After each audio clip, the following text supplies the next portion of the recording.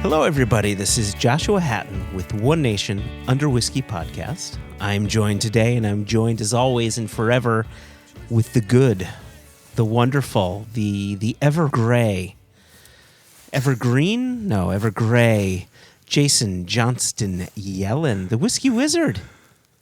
This is what happens in Lord of the Rings when Gandalf comes back as Gandalf the White.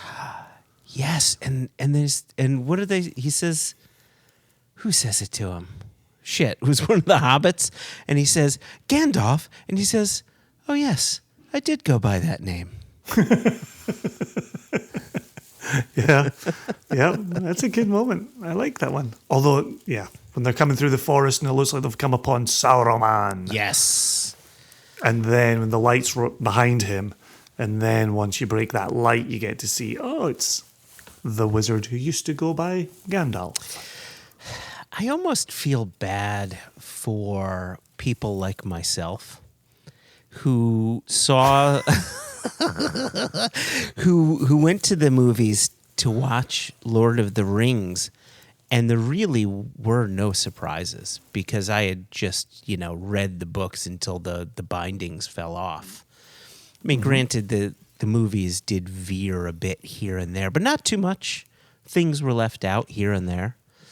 But when that Tom Bombadil. Oh, God damn it!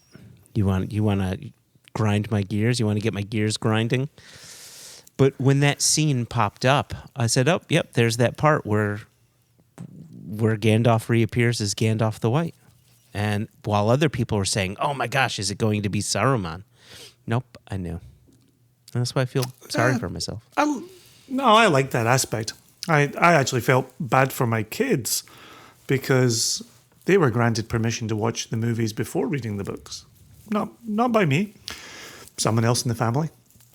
And I felt like that's it. That's that over. And so then the 13-year-old started reading the series, got 2/3 of the way through it, and went, "Yeah, I know how it ends." Right? Yeah. Yeah, that's a good point. That's not right. That's not how this works. But anyway, we're not here to talk Lord of the Rings. Just like we're never here to talk Indiana Jones or any of the other nonsense that we utter. But we are here for a special event, Joshua. An annual special event. What is that? This, Jason, is our 4th annual Mailbag episode. What does that mean? When we do our Mailbag episode, what does that tell you as a podcaster? What is that hinting at to you? It tells me that the season has been, and the season shall be no more.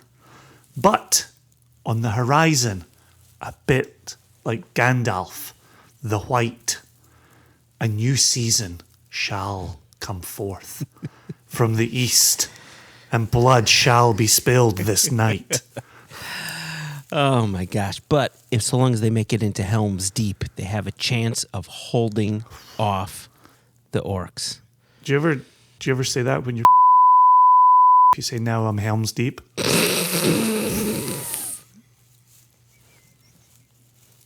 The other day, Jason, you and I were talking, and I had said, it's kind of strange that we're having an episode and there's no guests.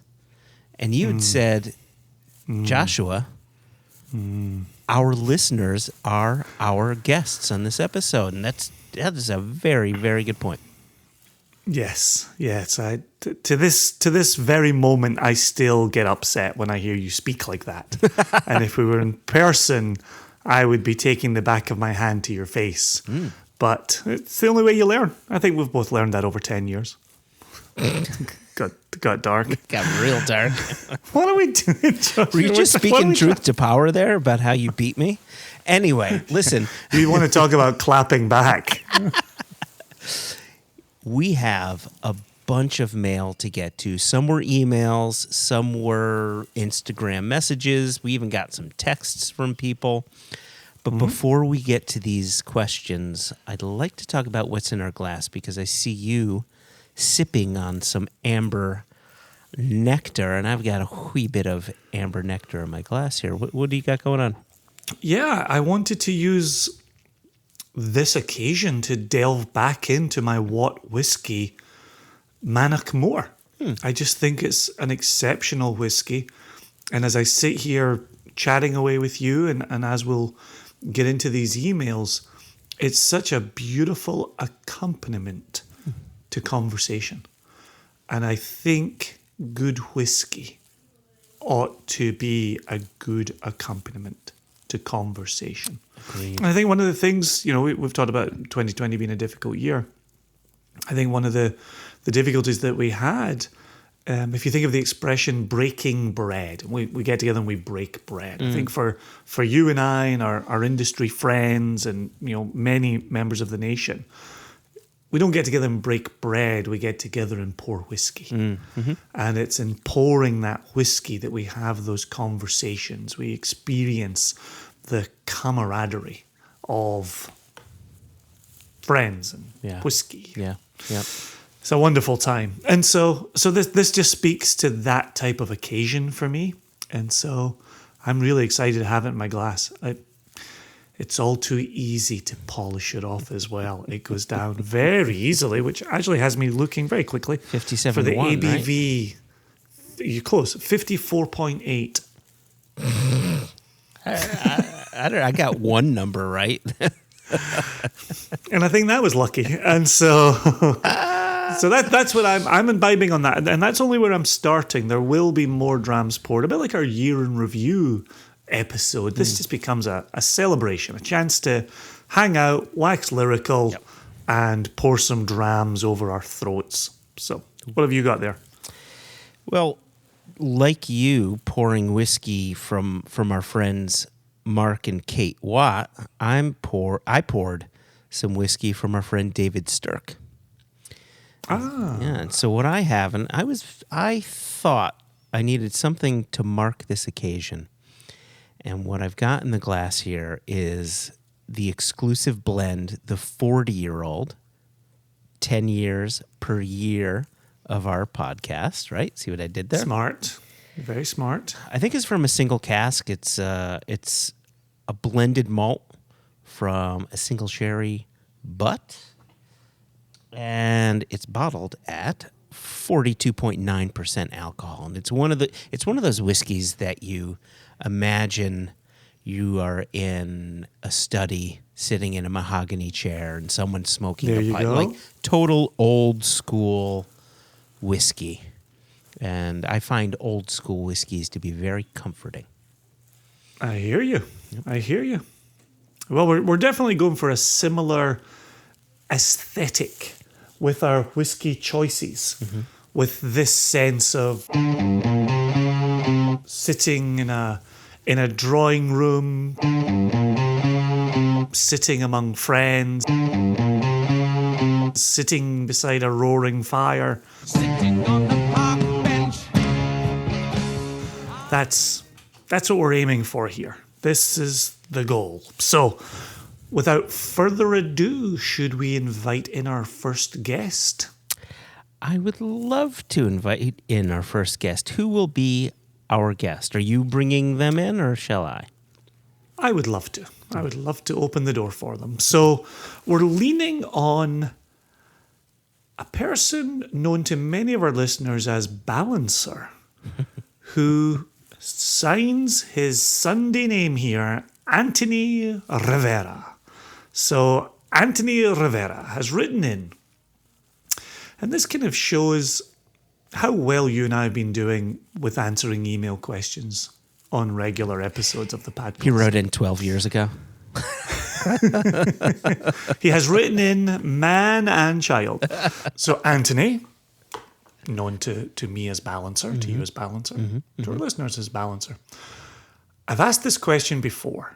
You may, in fact, intend on answering this during the Mailbag Questions episode. Look at him. He knew. Prescient. Yeah. Yes. But I really want to understand the following. What is the tasting note rich mean to each of you? It's the only tasting note on the side of your bottles that I feel may have a different meaning from person to person.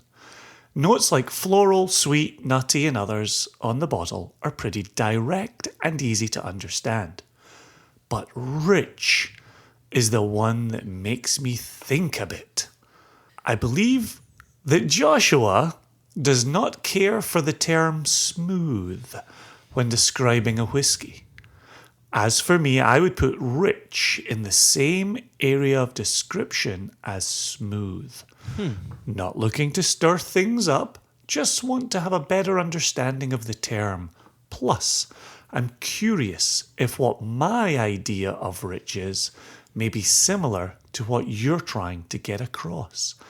And now, unfortunately, Anthony doesn't go on to say what his idea of rich is, so we will have to dip our toe into the pool first, and then he may jump in afterwards. Well, I do wonder something. When we, well, I know what rich means to me, and I'll go into that in a second. But quite often when we talk about food or wine or something like that, and like let's take cheesecake, for instance, right? When I eat cheesecake, which I rarely do because I find it too rich. I sometimes think, oh, it's got a richness to it.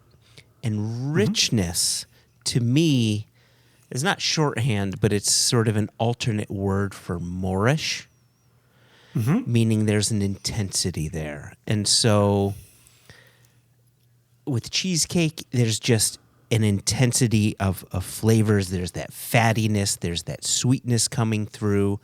And it's I guess another word would be almost like decadent, right? Decadency to it. And so that's what I think of when I think of the word rich. However, as we're talking aloud, I can almost see it being used as an adjective, right? Where what it should be is rich floral notes, rich malty notes, right? A rich peatiness or something like that. So would you even say rich smoke? I guess I would, right? If you would say a rich peatiness. And so rich in this case would be almost like shorthand for a lot of, right? There's a lot of maltiness, a lot of smokiness. So I guess if you just say rich, now that he's forcing me to think about it, it's like an orphan word. Potentially. I think it can be in one instance. For me, though, and it's interesting that you would choose cheesecake as your example. When I think of cheesecake, and like you, I think rich, I'm also thinking of that texture. I'm thinking of a heaviness, a weightiness, an unctuousness, where you're kind of saying, just like you did a moment ago, boy, I better strap in. This is going to be serious business. And so on one hand, I think there is something of a texture component to this. But then, as you're also alluding to when it comes to flavor, when I think of rich malt, I think, oh, that's going to have complexity. That's going to have additional layers to it. And so I can think of some, say, I can think of a Highland single malt that has a lovely malty presence to it, but it demonstrates more as cereal grain and comes across as quite grassy. Okay. Right? Whereas I could also think of Glenfarclas being quite rich and quite heavy with the malt, but it also brings the sherry. The sherry elevates the maltiness. So it becomes a rich maltiness, but then also with dark fruits around it and dark chocolate around it. And I think of those flavor profiles heightening the experience Yeah. and leading me to talk about a richness to the enterprise.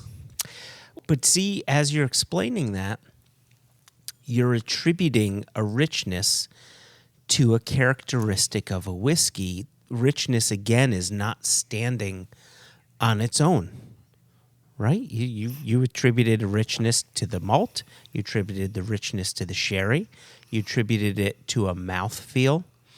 And Balancer's point is a really good one as I'm looking at the side of, I have our Kleinlich 9 in front of me, and I'm looking at our flavometer, and on the flavometer, you have floral, sweet, rich, nutty, spicy, earthy, smoky, and woody. And now it's making me wonder if we need to rethink that rich. Replace it with smooth. Just don't replace it with proof. You'd have to double it. But I think, but here's the thing. If I was to hand you a whiskey and I would say to you, tell me if you think this is rich, you would know what I was going for, right? You would know that I was going for an intensity, a heightened experience in the overall whiskey. Yeah. And you might come back and you could say, oh yeah, that is rich malt, or oh, that's rich fruits. You would then put some leaves on the branches. But I think if you came at it saying this is a rich whiskey, you would have a jumping off point. I think you'd have a jumping off point, but I think similar to smooth, it requires further explanation. You know, it's almost making me wonder if the word rich is as useless as the word smooth is. When people say smooth, you dig a little deeper. What they're saying is, oh, there's a bit of an oily texture here. I'm not feeling the alcohol burn. You know, something like that. You have to dig deeper at all times to get to what smooth means. And so I think similarly, you've got to do a bit of digging to see what rich means within the context of each individual whiskey. Maybe it's not as useless as smooth, because smooth is pretty fucking useless. But I can see Balancer's point. I can see. Oh, I can Balancer's absolutely. I can, and if we're going to identify the flavometer, right? Floral you get, sweet you get, nutty you get, spicy you get, earthy, smoky, oaky. Mm-hmm. Rich to me says there's a lot going on in here. And maybe it's time to get rid of it. Or replace it with something that has a bit more meaning behind it. God damn it, Balancer. Thank you for your question. You've given us work to do. Let's replace rich with oomph. Oomph. Oomph. Like that. Has it got oomph? Yeah, it's got oomph. Yeah, it's got a lot of oomph. There we go. There you go. There we go. We're both just staring at each other now because we're thinking, yeah, maybe we need to update that flavometer. Yeah. Gosh. Didn't think we'd be starting here. No, me either. Next question. Thanks, Moving Balancer. on. Seriously, Thanks for writing seriously in. though, Anthony, your question and your comments were great, and has us thinking. So thank you for that. That's all we've ever asked of the nation, right? Keep us honest. Yep. I mean, you're still a lying bastard. So, but you know, Still a living bastard? a lying bastard. Oh, right. Took a turn. Tell you who's not a lying bastard. Whoever wrote our next question. So I've got an email here from the good Ariel Green, who's written in before. Indeed. And the subject of the email simply states gluten-free whiskey. Ariel says, J, and J. I have a question for you about gluten-free whiskeys. I owe a favor to one of my coworkers and want to get them a bottle of something. But he has celiac, and he says he's understandably unable to drink most whiskeys. I was hoping you might be able to recommend some readily available whiskeys that are made purely from corn or some other gluten-free grain that I could get him a bottle of. I might also consider a rum or mezcal, but I'm less well-versed in those subjects. And although I've been exploring rum a little bit, I am hoping to keep it in the $50 range since it isn't a huge favor that I owe him for. Thanks, Ariel Green. I just want to know. That's just missing a parenthetical comment. It's not like he killed a guy. Yeah, what kind of favor would be a $50 favor? If you took care of my cat for a weekend, I'd hook you up with a $50 favor. So you're saying a week's worth of cat sitting is worth $50? Weekend. Oh, weekend. Yeah, I would go that far. Remembering a time when we could leave the house for a weekend at a time. It was a radical time, a crazy time. What would you give somebody a $50 bottle favor for?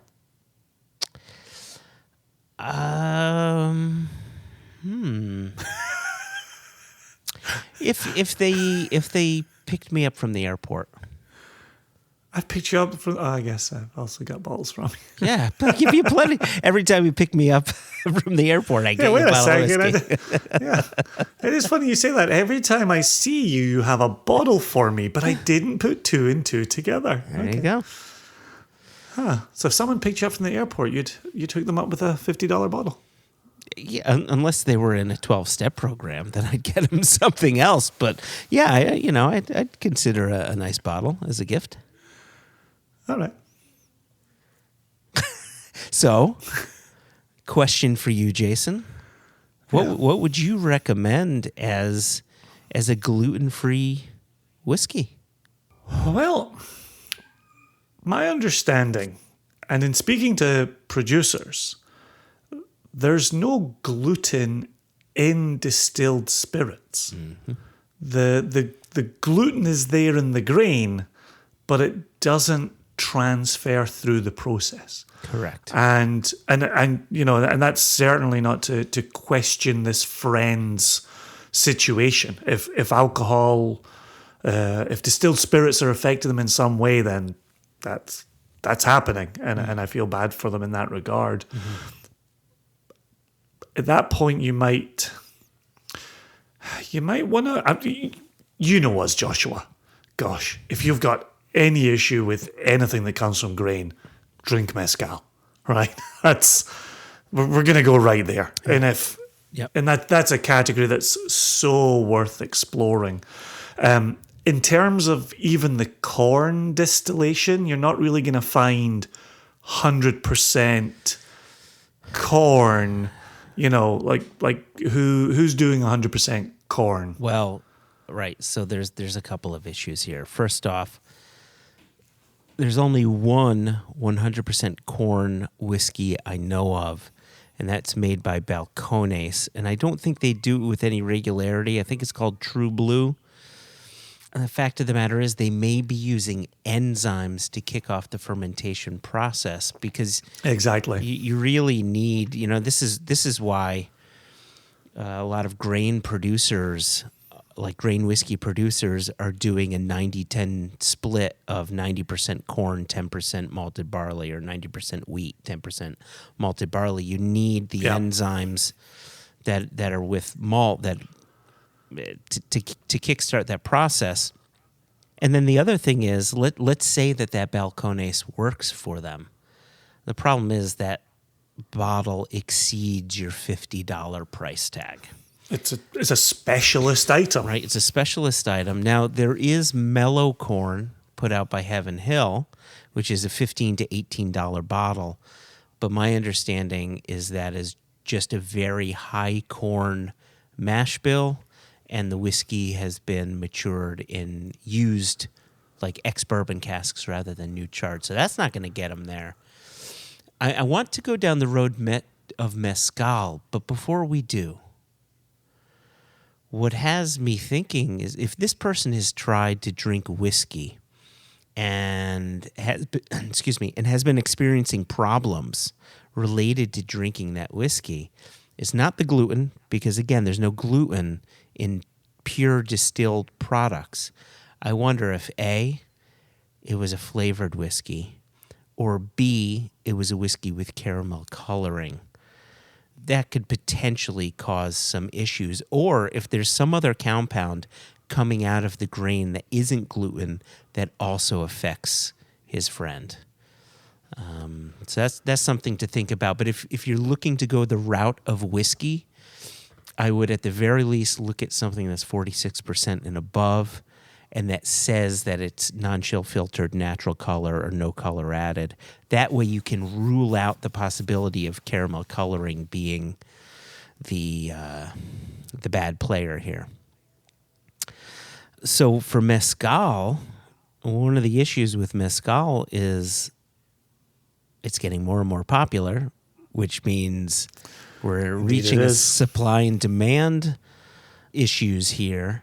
However, I think there's two that come to my mind that I think would be sub 15. Correct me if I'm wrong. Del Maguey Vida. Is that like $35, $40 bottle? Yep. 35 before tax here in Virginia. I buy it for my mezcal cocktails. Okay. And then Fidencio Classico. And both, I think, are Espadine. Is Vida Espadine? It is, yeah.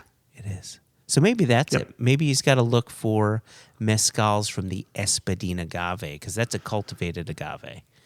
Meaning it's readily available, and it's not wild agaves that are rare and can be very precious and so on.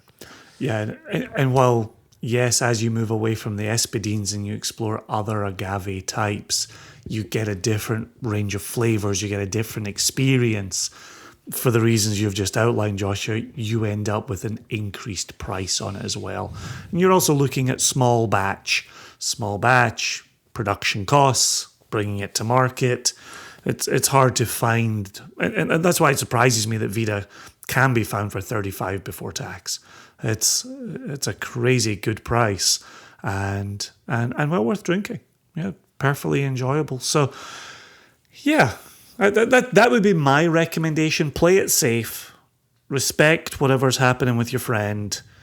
Know that whiskies are going to be tough because of some enzymatic content that goes into fermentation. And introduce some or surprise them with some mezcal. And if you want to go down the rum route, my one suggestion would be do a little bit of research here. Make sure you're getting a pure rum, meaning that there's no sugar being added to it, because most rums do have sugar being added. So look for that. Black Tot is one, but full disclosure, I'm with the company that imports Black Tot, but that's around a $55 bottle. There are other rums you could look at that don't have sugar or caramel color being added. Google's your friend. Look for a pure rum, something that doesn't have the additives in there. But keep in mind, too, that with rum, you need the enzymes to kick off the fermentation process. With mezcal, I don't think enzymes are being used. There's just sort of natural fermentation happening after the agave is roasted and crushed. So, well, and think of some of those rums that are using the dunder, right? And the dunder is some of that naturally fermented wild yeast that gets thrown back into the beginning of the process. So, yeah, it's tough. I really feel bad for the person that, gosh, I look around my desk alone and I think, gosh, if I couldn't drink any of this because whatever was in it was negatively impacting me. There are some times if I drink all day, the next day I'll have a little bit of a headache. I don't know if you've ever experienced such a thing. Like if you just really hit it hard, you just drink all day and then into the night, stagger, to your bedroom, fall into your bed. Sometimes I'll get a little bit of a headache the next day. Yeah, that happens to me sometimes, but it's usually, so one of the things you're missing is you stagger up to the bathroom, you fall, you hit your head on the sink, you stand up to take a pee, you fall backwards into the bathtub, you hit your head on the wall there. You finally make it back into your bed. You wake up in a bloody pool, and you have a little bit of a headache. Yeah. Hashtag, please drink responsibly. As we're talking about drinking responsibly. Yes, please drink responsibly. Don't do any of the stuff that we joked around about. Thank you. Our good friend here, Tim Mushaw, has written in. And he's always wonderful with his contributions. And I do actually want to just say very quickly, before we go on to his question, when it comes to our private members-only Facebook group, Tim is such a wonderful, wonderful member of that group. There have been many times where he has answered a question in such a way that I no longer have to. And I can't tell you how much I appreciate that. That I just get to go, oh, there was that question. Oh, Tim gave a great answer. I'm going to turn off Facebook and go and do whatever it was I was planning on doing before this happened. So I greatly, greatly appreciate Tim. He's always making wonderful recommendations. He's always willing to signpost for new members as well. He's just really good in the group, and I just want to give him his props on that. Yes, we've got literally hundreds of people who are really good in the group. Tim, I really appreciate your contribution. Cheers, man. I appreciate you giving me a nod as the group admin. I really appreciate you doing that. So yeah. I didn't want to say if you did a better job of answering questions, Tim wouldn't have to do such a good job, but I just thought I'd let sleeping dogs lie. I didn't think that had to be said. I just left it implied.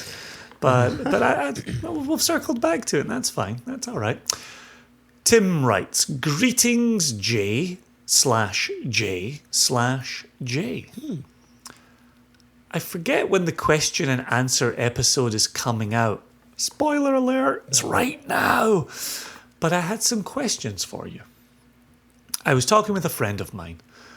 We had recently bought bottles of a Cask strength American whiskey. Side comment, not SCN in this case.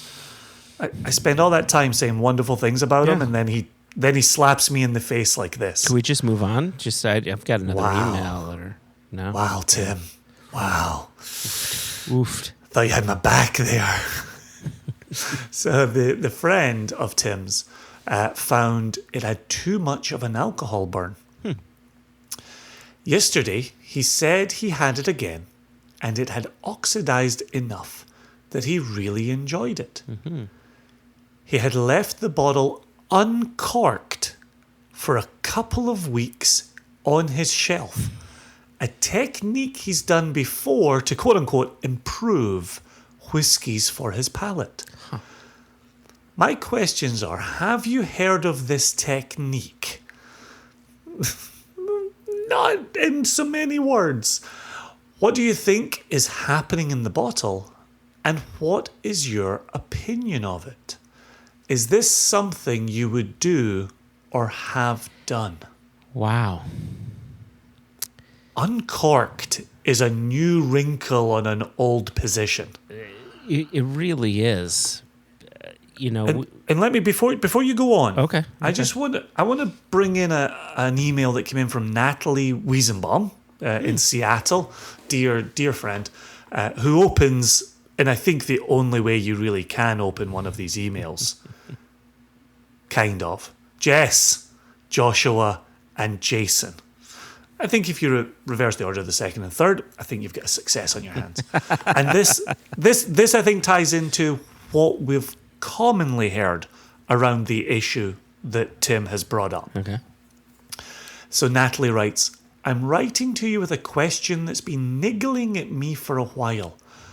I've noticed that upon opening a new bottle of whiskey, the flavour is often more, quote-unquote, closed off than it eventually becomes. It's harder to access the nuance of the dram, and it can often taste over-oaked or cardboardy in a way that dissipates as it sits open for a few weeks.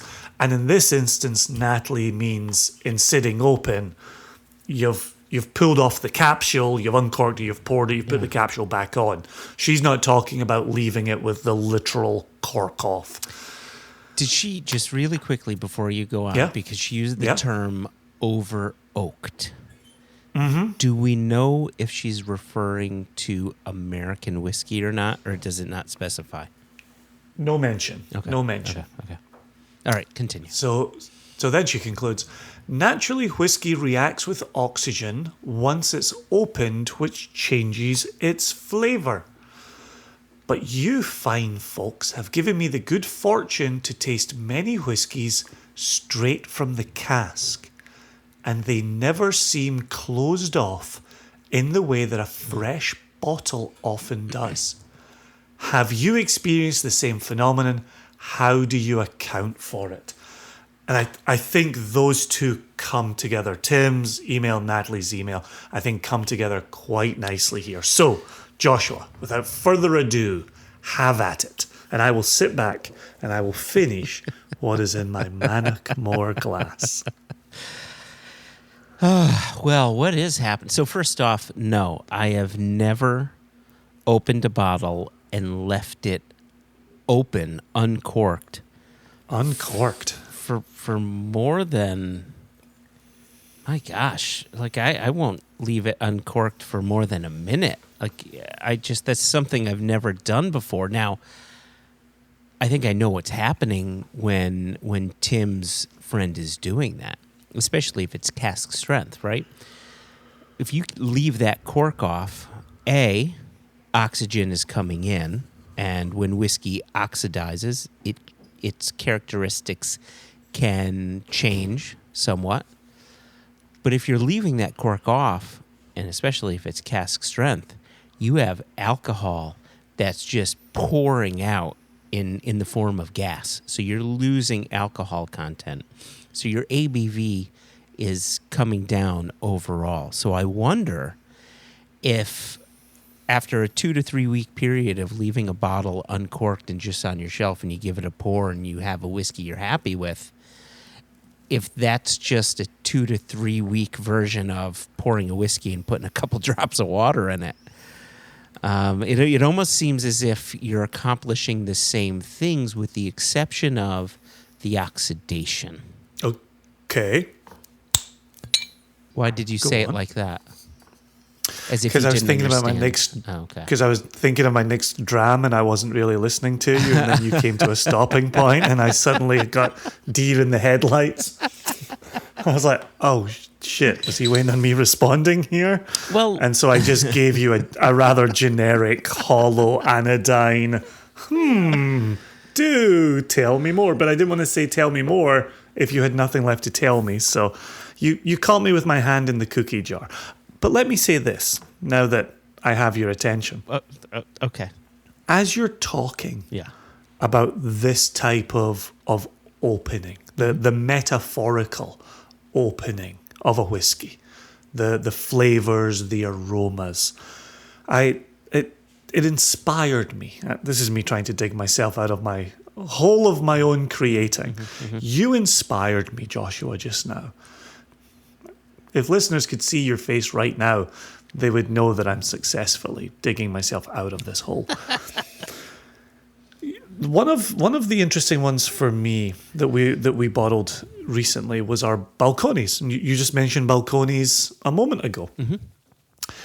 Those casks baking in that Texas sun and Texas heat can be so big and so bold that there have been moments in opening up a Balcones that I've thought, oof, this needs a moment, right? This needs a little bit of time to just kind of relax its shoulders. And you and I had the two casks that we brought together for our Balcones release. And then we got the bottles and we tasted it and we said, okay, we like what that's doing. We like what it's doing a lot. But it's not quite how we remember the samples coming together when we combine the casks. And at that moment, oftentimes, we're only drawing from our memory, right? Yeah. And then looking across my desk while you were speaking and really contemplating how I was going to follow the Manic more, I saw that, and I'll show it to you right here, that this is my Balcones bottle. That's what I've got left in my Balcones bottle. Not a lot. Right? Not a lot. And so that has been sitting mostly empty for quite a while now. Mm-hmm. And all this talk of oxidation and high alcohol and the loss of vapor really, really inspired me to pour this dram. Okay. And in putting my nose in it, it's not at all how I remember it when we first bottled it. It's got and Balancer might write in again after I say this, it's got a softness going on that I'm really drawn to, and it really feels relaxed in the glass. It's really interesting you say that, because, and what I'm about to say, I think proves why we cannot trust our own memories. Now, because I've got my Balcones bottle over here, and I'm about halfway through with it. But when we first received our bottles, and this will start to segue into Natalie's question, okay? Mm-hmm. When we first received our bottles and I opened up our Balcones, it was tight, it was sharp, it just didn't seem like what we had done when we made our Balcones pick, right? We selected those two casks, we married them together, and we had this particular product, and I had it in my head. This is what we fell in love with. And then I opened our bottle, and it was very different from our memory. I went back to our original sample and found out that it was definitely different from what we had done. However, now that I'm about halfway through the bottle, the whiskey is much closer to what we had done. And so it makes me wonder, getting now to Natalie's question, when you receive a new bottle, is there bottle shock going on, right? Think about how we received those Balcones cask samples. Like Natalie had said, when she tastes whiskey from the cask at a warehouse, it's wonderful. When she receives the bottle, it's tight, it's closed off. She's got to let it breathe. Something's happening there. So what's happening between cask and bottle showing up on your doorstep, right? You're marrying, you're putting that liquid into a tank, sometimes marrying it with other casks. You're going through the bottling process. You're boxing it up. You're sticking it on a boat or putting it on a plane, dealing with different barometric pressures and all this stuff. And also, there is a bit of oxidation going on in the cask itself. You put the liquid into the bottle, now has far less oxygen interacting with it. It just makes me think that there's a bunch of elements that happen once you dump that cask to the bottle showing up on your door, that it makes sense that whiskey would arrive a bit tight, a bit closed off. Yeah, bottle shock is an interesting one because it's not really spoken about in the industry, but sometimes over a few drams we might start to talk about the surprise that you get from first receiving that bottle that you're all excited about, that you selected from a cask sample, that you then say, this isn't quite it. And I would say this. There hasn't been, for me, a single cask nation example of this quite in the same way that I think of some very high proof bourbons. When those are first open, you get a real sense of tightness that they really need to settle down. And so I don't know if there's something about American oak or even new charred oak that can lead to this? I don't know. And Natalie doesn't give examples, and oftentimes it's hard to read the examples out on a podcast. But there's no examples. We don't even know, is it Scotch, is it Irish, is it American, is it other? And so I would say I don't tend to find it in Scotch or even hear about it in Scotch as much as I've A, experienced it, and B, heard about it with some, as I like to say, American bourbons. Well, think about bourbon, that new charred oak. You can't get away from it. And bourbon gets wonderful at 2 years of age. There's absolutely fantastic bourbons at 2, 3, 4, 5, 6 years of age. And once you start reaching 12 years plus, then you're doing a little dance. There's a chance that you could get over oaked. You could get an astringency to it. And if you're at high octane, think about the environment that whiskey is in when it's maturing. Think about Heaven Hills warehouses that go 12 floors high, right? That can produce some really astringent whiskey.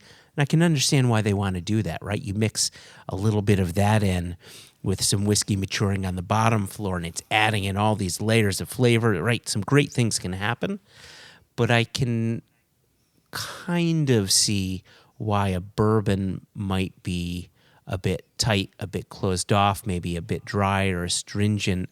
And I would tie that to the new charred oak cask. Here's a very good example. The Orphan Barrel series, they've released some wonderful whiskeys, most of them in the low to mid 40s at 20 some odd years of age. And my guess is they've released it at that ABV. They had to bring it down to fight the astringency that you get from that aging. And the whiskey was made better because of it, in my opinion. So I think bourbon has a propensity to run into that scenario. Yeah, no, I think we both see that similarly. My question to you is, having now heard of the cork off technique, would you see yourself employing that? No, I wouldn't, for a couple of reasons. First off, A, you don't know how quickly that whiskey is evaporating, and negative things can happen to it pretty quickly if you're not monitoring it. It's just like adding ice to your whiskey. If you just have a cheap whiskey, you want to put an ice cube in there and just have a day, that's fantastic. But you cannot control the rate at which that ice melts and dilutes the whiskey, and then you just end up with sort of whiskey-flavored cold water. No one likes that. So if you leave the cork off, you run the chance of it losing so much alcohol that the whiskey becomes flat, kind of like when a whiskey becomes flat, in a bottle when you just leave a heel or something like that, right? Yeah, absolutely. And then the other thing is, fruit flies are drawn to the sweetness of the alcohol. And I mean, how many times have we sat around drinking whiskey and you say, "Oh shit, fruit fly just fell in"? Yeah. I go from no fruit flies in my entire house to 3 fruit flies in my whiskey that I'm drinking in that moment. Like, were you hiding behind the pillows? Like, what's happening here? So yeah, there's the, you might want to get a bit of cheesecloth and put it over the top if you're going to play around with that type of experiment. And this is what I was going to say earlier, is when I mentioned what I think's happening when his friend removes the cork for 2 or 3 weeks and then pours the whiskey, is that 2 to 3 week waiting period is almost doing what adding a couple drops of water to whiskey does. The only difference is when you leave that cork off, you're also accelerating the overall oxidation of that whiskey too. Yeah, and that's another thing you can't control. At least if you work with water, you can control that drop by drop by drop. And that's a much more preferred method for me. And that's certainly something I'd, if I was Tim and this was my friend, I would certainly want to, clearly at this time, get together in a socially distanced way. But play around with water in that way. I would love to see if this friend's palate reacts to the addition of water, and maybe even a fair few drops of water, the same way their palate responds to leaving the cork off for X number of days or weeks. I would love to see if their palate would get to the same place, and then it gives them a certain immediacy there, where you can open your bottle, you can add the water, you can then cork it, put it safely back on the shelf, preserve that alcohol, and know ballpark how many drops to add the next time. Yep. Well, best of luck with that one, Tim. Those are fun back and forth, though. I love having those with people. Yeah, same. So let's see. Oh, you know what? I've got one from the good Dr. Matt Bishop. So Dr. Matt, regular listeners would know, is a Scotsman writing in from Edinburgh. Quick question for you, Jason. What's the better city, Glasgow or Edinburgh? Glasgow. There you go. I hope you guys don't fight next time you see one another. I think Dr. Matt probably knows. If memory serves, he commutes into Edinburgh. Maybe that's it. But I don't think he comes from Glasgow. But if he's getting any sense, he'll be closer to Glasgow than Edinburgh. Anyway.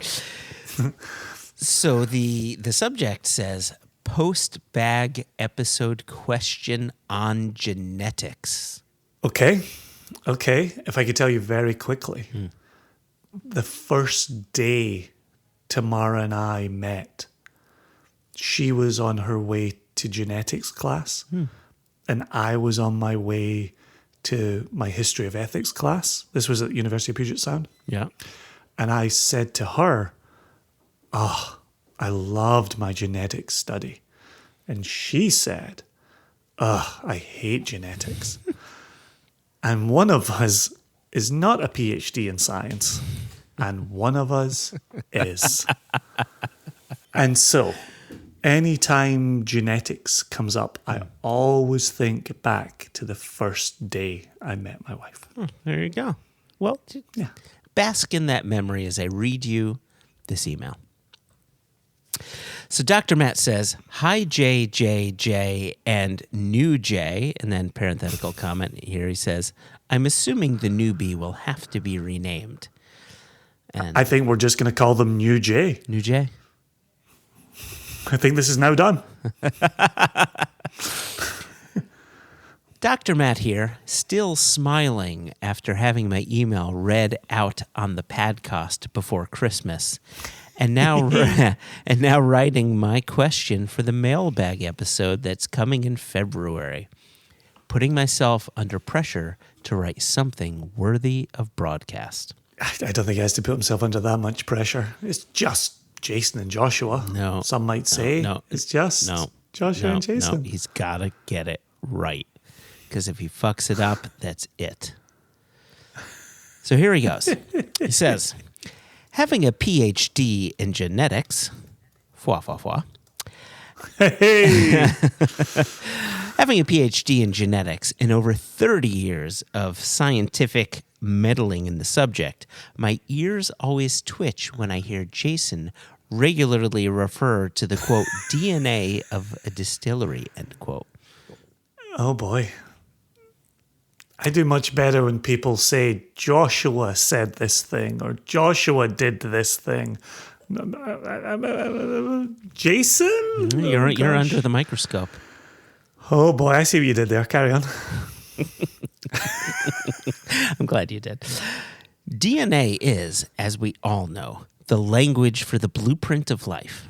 In our own unique genome, the DNA sequence is translated into a set of instructions that define our individuality. Indeed, I remember it well. Your cherubic qualities, Joshua. Your wizardic qualities, Jason. So then, what is the, quote, DNA of a distillery? By definition, it should be the set of instructions that were used to build the stills, the shape of the line arm, or the length of the condensers, but it must also be the instructions for the barley mashing, the yeast fermentation, the temperatures, pressures, and varieties, not to mention the spirit cuts and cask selection. These things can all be controlled, measured, and written down precisely in the distillery instruction manual, the distillery genome. Still following the I like analogy? this. I like it a lot, too.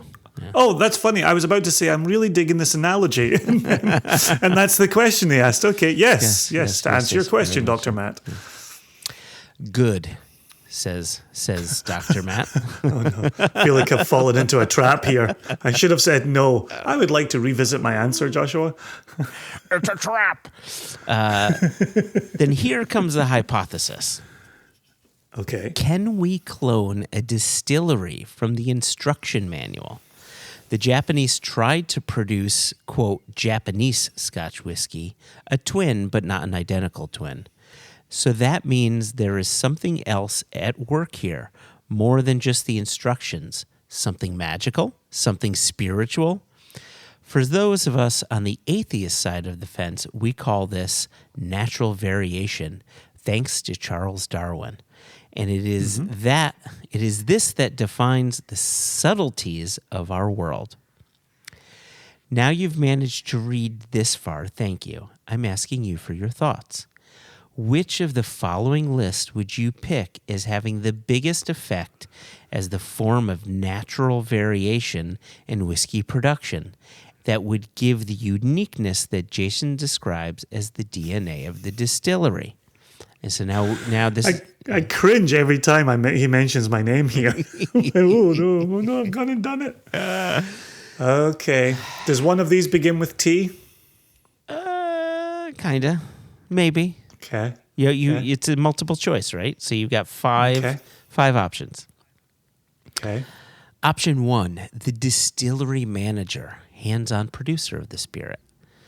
Option 2, the master blender / cask manager. That's an interesting pairing there. Cask manager. Yeah, I would separate those two. I think the master blender might dictate what the cask manager does, or vice versa. I'm not sure, but I can see the connection, so I'll let it slide here. But we certainly do like asking some of our guests about wood management and overhauling wood management at their distilleries. And so I like your point where the master blender is likely communicating with the person in charge of casks how to set them up. Yeah. So okay. Yeah, good. Number 3, the geographical location of the distillery, and here we are with your T word, terroir, which we all know is French for terror. And not terrier? God loves a terrier. Yes, he does. God loves a terrier. 5 points to Gryffindor if you know where that came from. Mel Brooks. No. Best in Show. Oh, right. Yeah. Okay. Anyway. Christopher Guest, big fan. Never seen that particular one. I'm sorry, what? You've never seen Best in Show? It's just one of those, sometimes your stars just don't align. That's been the case for me with that movie. My stars just have not aligned. I'm slack-jawed. Jason. You have an assignment this week, and you and Tamara need to watch Best in Show together, and you need to watch it at least 5 times. Well, given that you've spent 10 years not taking any of my recommendations, I'll get right on that. I took all of them. I eventually took all of them. Though I'll tell you... Dear listener, don't get upset when Mommy and Daddy fight. They still love you. This isn't about any of you. Oh, I can't believe It's just been a long day. Mommy and Daddy are tired. And sometimes they just use sharp words when they talk to each other. I can't believe you had me rewatch Requiem for a Dream. It was so difficult, so painful. Well, I didn't have you rewatch it. I asked you if you'd seen it, and you said no. And I said, oh, that's one you have to see. Like, I would never watch it twice. I saw it once, and that was more than enough. But I saw it once, and I promptly put it out of my head because of it was a night. It wasn't a bad movie. It was just a night. It was like watching a nightmare. Oh, it is like watching a nightmare. Yes. I haven't taken it out for air. Still haunts me to this day. And it's a long time since I last saw that movie or first saw that movie. Anyway, back to Terrier. Yeah, back to Terrier. Terrier and whiskey. God loves a terrier. Charles Darwin loves a terrier. So number 4 is the marketing manager. And Oh, yeah. and number 5 and Paging Gordon Bruce. number 5 and this may be the clincher here. This actually may be the most important one. I think you and I can likely agree on that. Is it independent bottlers? Secretly, that is the most important. Number 5 is the distillery cat. Ah. It's important. Do you own that book that's about distillery cats? I don't know if I knew there was a book about distillery cats. Yeah. And it's funny, there's no photographs in it. It's just hand drawings of distillery cats. That sounds amazing. God, cat people. Anyway, no disrespecting the cat people in our listeners. So Dr. Matt closes off the email saying, Yes, this is a wonderful email. This is absolutely terrific. And let me just say this before Dr. Matt closes this out. When we talked earlier in this episode about meeting up with friends, pouring drams, chatting away, catching up, these types of hypotheses are well discussed over a dram or 3. This is my kind of question. I'm really digging this, even if I'm really getting lambasted through this. well, let me finish with Dr. Matt's closing statement, and then I'm going to throw you a bone, Jason. I'm going to come to your defense. So he just says very simply, I look forward to your thoughts, kind wishes for 2021, Dr. Matt. I'm going to come... And to you, Dr. Matt, stay safe out there. Yes, stay safe. You defended your PhD. Defend your immune system. Stay COVID-free, my friend. So, I'm going to defend your use of, quote, DNA of a distillery because I use this all the time myself. And I often think of Michael Jackson when he says... a distillery character, right? House style. House style, that's it. That's what he says. That's right. He says house style. Someone else says distillery character. But my point is, you think about the Balvenie. They talk about them being the honeyed whiskey. Absolutely. That is their house style. Kilhoman has a house The Winnie style. the Pooh whiskey. The honey. So that's what you mean when you say the DNA of a distillery, right? A house style. Correct. Yes. For me, it's the new make spirit, how it runs, texture, flavor profile. And then when you taste that new make spirit that has been matured in X, Y, and Z casks, do you still recognize the distillery at the heart of that whiskey? Does the DNA come through maturation in the new make spirit? Can you identify a distillery from its actual new make? Probably not. I'm terrible. And you and I have both said this on the podcast many times. We're both terrible blind tasters. Well, okay. However, go ahead. When we are visiting Glenmurray and we taste that new make spirit, that's what I then look for in all other bottlings, whether it's Fill Your Own Glenmurray or it's the Madeira Curiosity release. You're still finding Glenmurray, that new make spirit, that bright pear note, those beautiful fresh fruit notes, still carry through. I would argue that you can find a pear-like quality. And I knew you were going to say that. Yeah, I knew you were going to say that. You and I have had this very conversation at Glen Murray where we have said there's no mistaking that particular version of fruit. And I take the point you're making. Yeah, new make tends to be fruity, or it tends to be floral, or it tends to be smoky, right? It's big and it's bold and it's brash and it's immediate, right? Mm-hmm.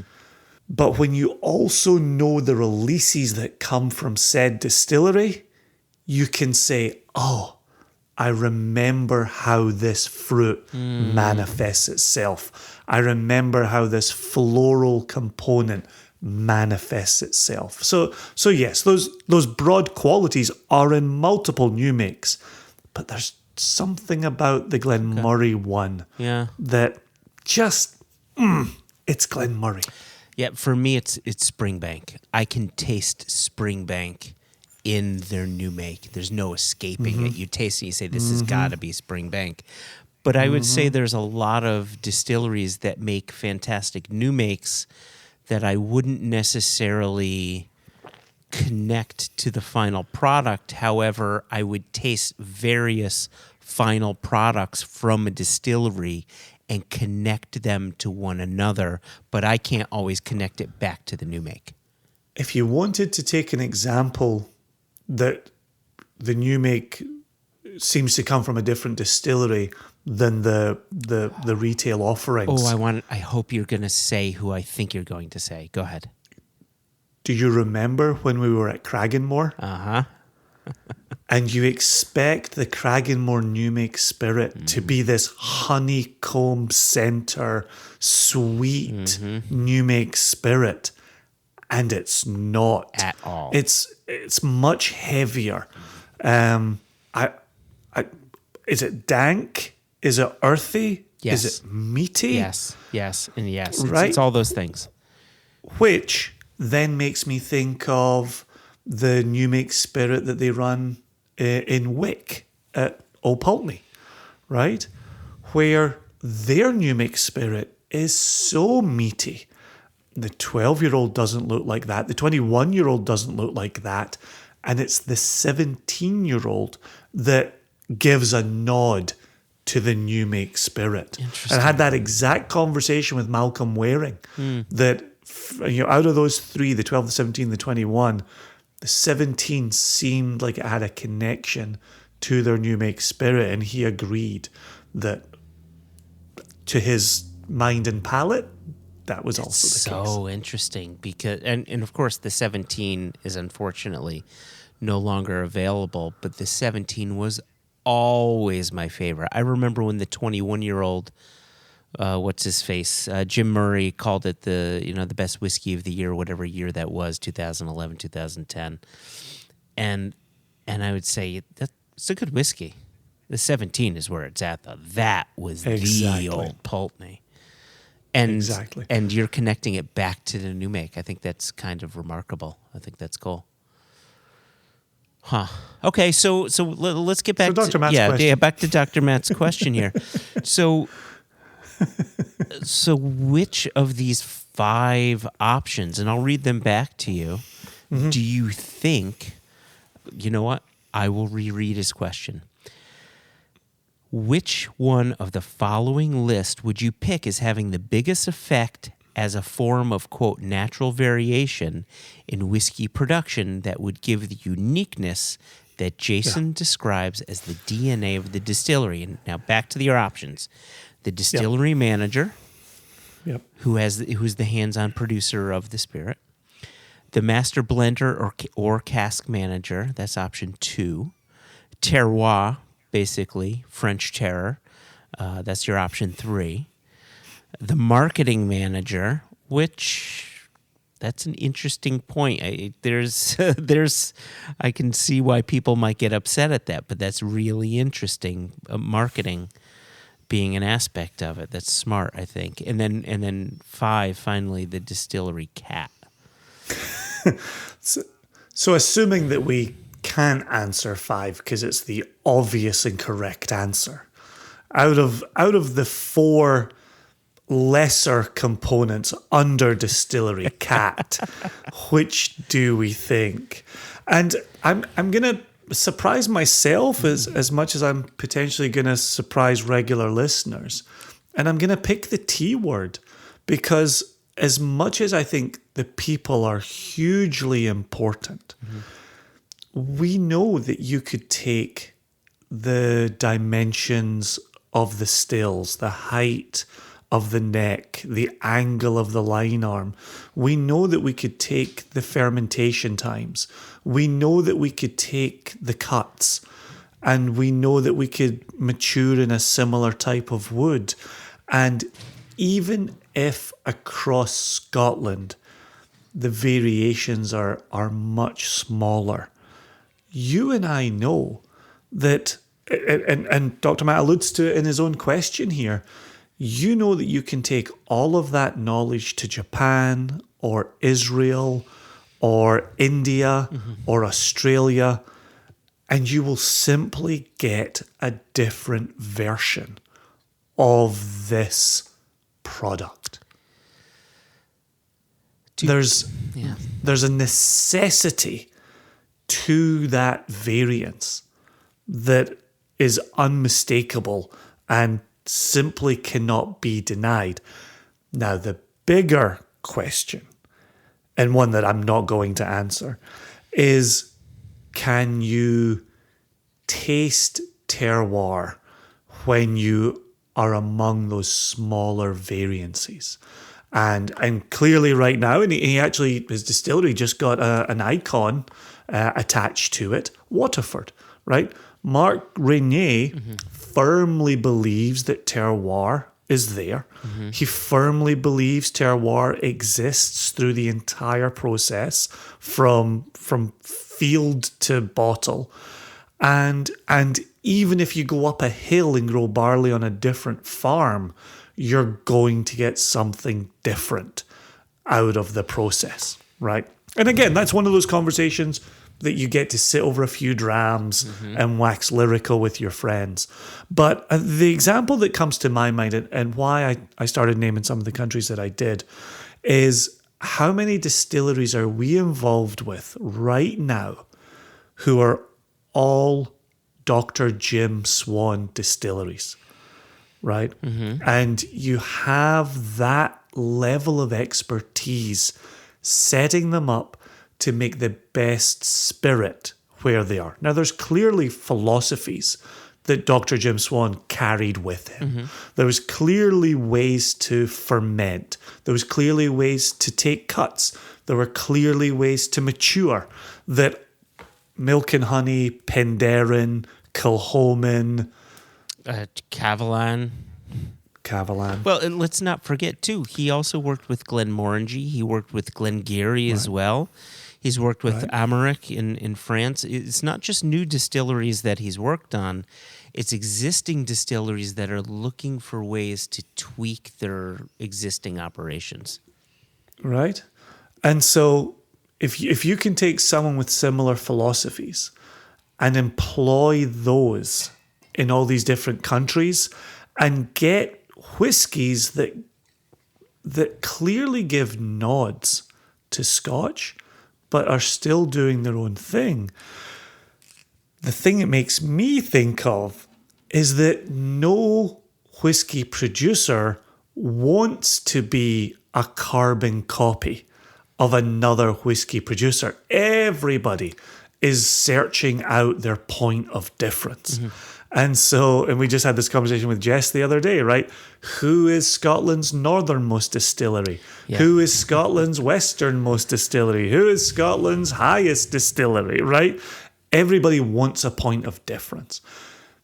But I would still posit that even if you took the distillery blueprints and you built them to exact specifications in the same circumstance, no matter who you had in charge of that project, you simply could never replicate a distillery style. You could never replicate the DNA. I will agree with you, but I don't think that it's necessarily... Here's the thing. There is no such thing as identical twins, right? Even we as humans, when we create babies and we have twins, those babies that come out are going to have slight variations, okay? So I'm agreeing with you here. Well, and let me, yeah, and that's why I'm saying, like, they're spatially and temporally, like, even if they shared the same DNA, they would be spatially, temporally different, and that's the argument I'm making about distilleries. Yes. So continue agreeing with me. But I don't buy into terroir as necessarily a significant factor in what a distillery's house style is, with two exceptions. Those exceptions being if peat is being used, because that's actual terroir, that's actual earth. Right? Islay whiskeys taste like Islay whiskeys because they're using peat from Islay. Highland whiskeys taste like peated Highland whiskeys taste like peated Highland whiskeys because of the peat that's being used from the Highlands. You have different environments. You've got different vegetation going on that's going to affect the flavor. And the example is the whiskey that I just poured. I poured the Kalila 17-year-old unpeated style, bottled in 2015. And when I nose this whiskey, and when I taste Glug, glug, glug, glug. this whiskey, I'm telling you, it tastes nothing like Kalila. This tastes closer to a Highland style of whiskey, almost like a Glenord. A lot of minerality to it, austere, bright. Would you say rich? I would say there's a rich maltiness to it. And so what was being removed in the overall process? The peat, the actual terroir. And so I think that is going to affect the overall flavor, the distillery character, more than where the barley came from, or necessarily the type of yeast can surely affect flavors in a big way. But the peat is going to be huge. So you have got a distillery, Kalila, that's producing two very different styles of whiskey, using the same stills, the same fermentation, the same cuts, the whole thing. The only difference is the peat, right? So, Are they taking the cuts at the same place? my understanding is nothing is different. I do remember having the conversation with Justina at the distillery. Oh, maybe that's... I would love it if you could follow up with Justina. Maybe we can get her on the podcast. Yeah, and that'd be talk awesome. about that. That's a really good idea. So my point is, if you take the peat out of the equation, Kalila is producing a Highland-style whiskey on Islay. Pretty damn close. It's not an identical twin, but it's pretty damn close. The other element that I think can play a large effect on flavor, maybe not to the effect of peat, but surely a considerable compared to every other factor, if we're keeping the still sizes the same and everything the same, is where the warehouse is located and where within the warehouse those casks are located. If you took the Kalila distillery, stuck it in Kentucky, your whiskey is going to taste different because of the humidity and also where those casks lie within the warehouse. So in that sense, right, your surroundings, where you're located, does affect the final product, but it's not necessarily a production thing. It's a change in humidity and pressures. So now we have peat, which I think can be a considerable factor to what is your house style. And then you've got where those casks are maturing and how they're maturing. which can affect it. But otherwise, if there is no peat and the atmospheric pressure and the humidity and everything is the same, you're just kind of moving a little bit, I think you can get pretty damn close. So I don't know, man. I don't buy too much into the terroir. Even though you buy into the terroir. What's your famous Paul John conversation, right?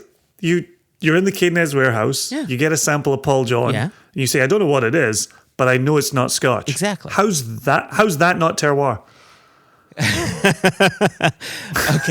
Okay. Let's pump the brakes, right? Slow your roll. Okay. Here's the thing. When I tasted that, I thought to myself, Self, this is a malt whiskey. There's no doubt about it. But you're right, Jason. This is not a Scotch whiskey. And I said that this is not Scotch. And they said, you're 100% correct. But what does Goa have that Scotland doesn't have? How long is your list? Heat and humidity. And that was one of the two exceptions that I mentioned. Here's my issue. If you And hold on, just pause really quickly. And I want to stick with this idea that you could take a distillery, build it in one place, relocate it in another place, and have a similar tasting style. If you subtract the peat out of Colila, that distillery is now in the Highlands. Yeah. Or could be. Yeah. But when it comes to the humidity factor and the heat factor, you can't really subtract that. So I would almost say that the location where the casks are being matured is playing a bigger part overall in its distinction between, is this a Scottish single malt or is this a single malt produced elsewhere? I don't want to belabor the point, but I just don't think you could take the bones of Lagavulin, take that still style, which is striking, and keep all your processes the same and move that distillery over to Kilchoman and still have the same spirit. I guess we need to have an understanding, and we're kind of veering off the path. We've taken the one option, and now we're just tearing it apart. But let's stay on this just for another minute here, okay? I'm not suggesting that it's going to be identical. I don't think you'll ever get identical. I think a distillery has a difficult time producing identical spirit in a given week for a multitude of reasons. That's where the blending processes come into play, and right? So this is the question we're being asked, is if you could take the DNA, could you essentially clone a distillery? And so your answer is no. The answer is no. And my answer is no. Yeah. Right? And I'm saying... But then you're saying that you think it's the most important part. The terroir is one... I think they're all important, right? I think everything Dr. Matt has listed there is important. Yeah. Right? Yeah, We're trying to say what's the most important of these. But they're all important. And so you feel it is the terroir. I think necessarily it's the terroir, because I don't think you can relocate anything and have it be replicated. And I think you just said it quite nicely there. They have a hard enough time replicating when they're in the same place with the same stills and the same barley and the same yeast day in and day out. And we're back to temperature again. How does temperature affect your fermentation? What qualities do you find in your fermentation based on fluctuations in temperature? How many distilleries do we visit where we go into the into the room of the washbacks, right? What do they call that room? God, I haven't been out of my house in so long. The room with the washbacks? Yeah. It's the washback room. It's not the washroom. I've been going into very different places. It's the water closet. Although I've still been dipping my cup in and drinking it though. Like I think I'm still doing it right. But how many say, on such and such a day we open the windows, and on such and such a day we close the windows, or you go down to those who have got a malting floor. Oh yeah, when it gets to this temperature, we open those windows, and when it gets to another temperature, we close those windows. Let's go right. Yeah. Every day is difficult. Let's go back to the example of Lagavulin. I remember the first time you and I were at Lagavulin together. This was 2011. We were with Mike and Meg Andrews, and we went into the distillery, and there was a chalkboard, or I don't know if it was a blackboard or a whiteboard, but it was a board. And on the blackboard was a list of malt intake. And next to each intake listed the ppm, the phenolic parts per million on the barley on any given day. And it ranged from 27 ppm up to around 78 ppm. The average is, as we all know, is somewhere around 37 to 42, I think, for Lagavulin. But this is my point. If each and every time they're dealing with a different ppm level. So I'm just really stressing my point. I just wanted to use that story to do so. Also, this has been the mailbag episode, and I've enjoyed the mailbag episode. So, any other questions? Hey, listen, Dr. Matt, that's absolutely brilliant question. Absolutely brilliant. Oh, Joshua's interrupting me to say thanks instead. Well, I haven't given my answer. You gave your answer. To what? He wanted to know what one of the 5. You gave your answer. I decided to fight you on that. And I'm going to give my answer. It's your time editing. Down here, it's our time. It's our time down here. That's all over the second we ride up Troy's bucket. You do whatever needs to happen here. You do you. I think that it's the master blender and cask manager. Well, yeah, we know the master blender is hugely important. We know that wood policy is hugely important. I'll use the example of Highland Park. When you taste Highland Park bottled by Highland Park, it's unmistakable. When you taste Highland Park from an independent bottler, it's quite often very different from what you've experienced from their 12 to now gone 15 and 18, 21 and 25 and so forth. And it's because they have a very specific blending style that just screams Highland Park. It's not saying that... And maturation style as well. None of the peated Highland Park is matured on Orkney. Yeah.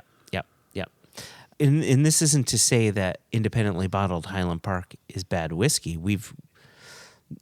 I'll say we've bottled some Orkney, and I'll leave it at that. But I would say that if I find a Highland Park or an Orkney bottled by an independent bottler, I know I'm going to get something that isn't like the Highland Park that I know.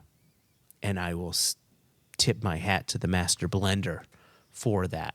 And that master blender's understanding of how casks are managed and where they're stored and they have got a couple different peating levels, right? Like this is all the things that the master blender needs to know and needs to work with. So I think that is the most important.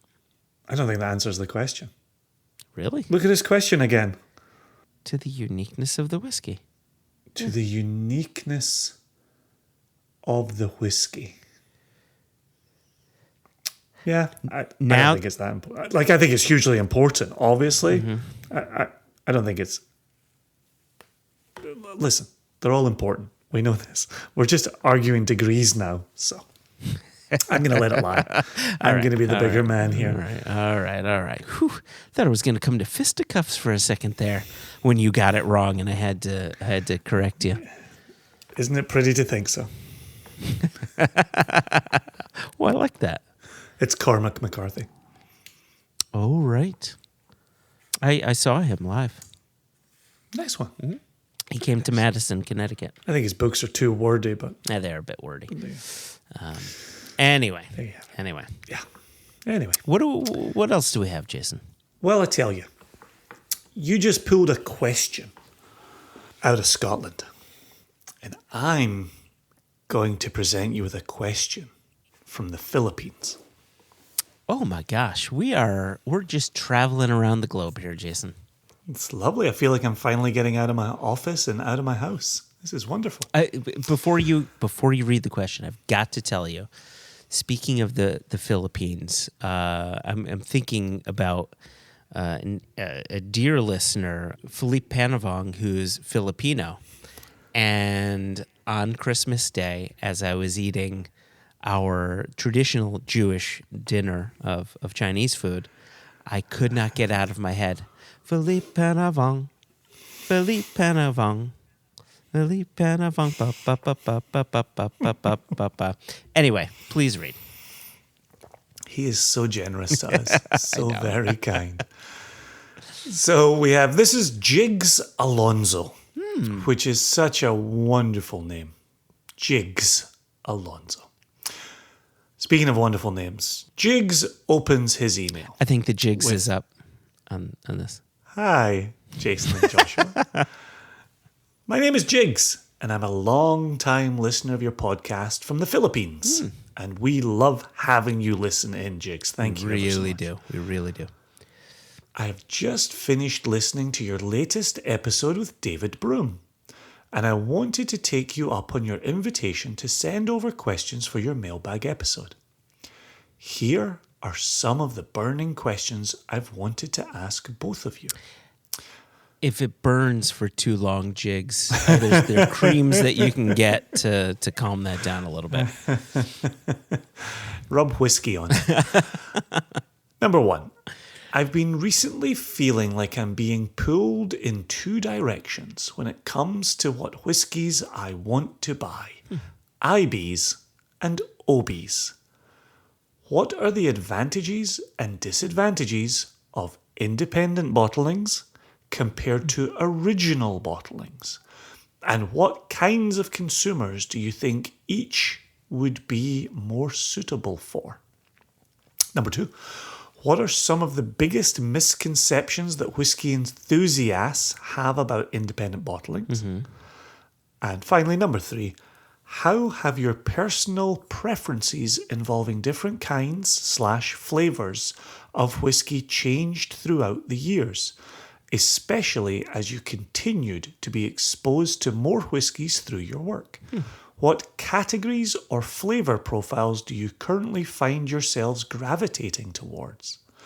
I would deeply appreciate it if you'd answer any or number of these questions, but I'm sure I'll thoroughly enjoy the episode anyway, even if you didn't. Well, please, do not fret, Jigs. We are excited to answer 1, 2, 3, or all of your questions. Firstly, those are 3 great questions. Secondly, though, I feel as if we received a second email from Jigs with another question. We did. Could you read that one? Because, I mean, that is a lot of questions. I don't know if we can get to all of them. So I want to pick and choose here, Jason. Pick and choose. Look at you giving yourself options. I think what you were really doing is, given that his first email opens with "Hi, Jason and Joshua," you wanted to give equal airtime to the email that opens "Hi again, Joshua and Jason." I think that was up your sleeve the entire time. Jigs must have been fucking pissed drunk when he wrote the first email, because he wrote your name first and mine second. We all know that mine goes first. It doesn't make you say things you don't mean. It just lets the truth come out, Joshua. Oh, gosh. Just wait till I drink more whiskey. Continue on. The truth will be flowing. So in his second email, Jigs writes, I hope both of you are well. I'm sending over another email in the hopes that I may still sneak in another question that I can't seem to answer through research. You've come to the right place, Jigs. We certainly do not answer questions through research, so we will do our very best. None of our answers have been researched. Continue. Jigs writes, what are the different or most common ways that independent bottlers acquire their whiskies?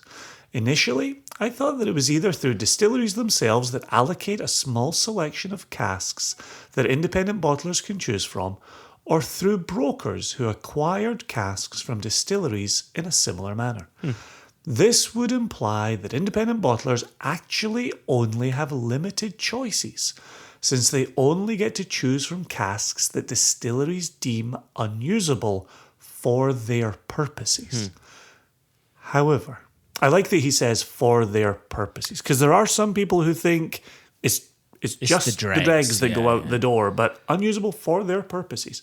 Yep. However, as I recently listened to your podcast episode with Cara Lang, she mentioned that it was a misconception for consumers to think that independent bottlers are only able to access the dregs that distilleries do not need.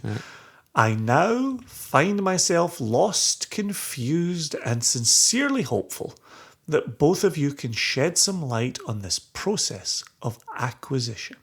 All the best, Jigs. Wow. Welcome to the podcast, Jigs. It's good to have your voice on here.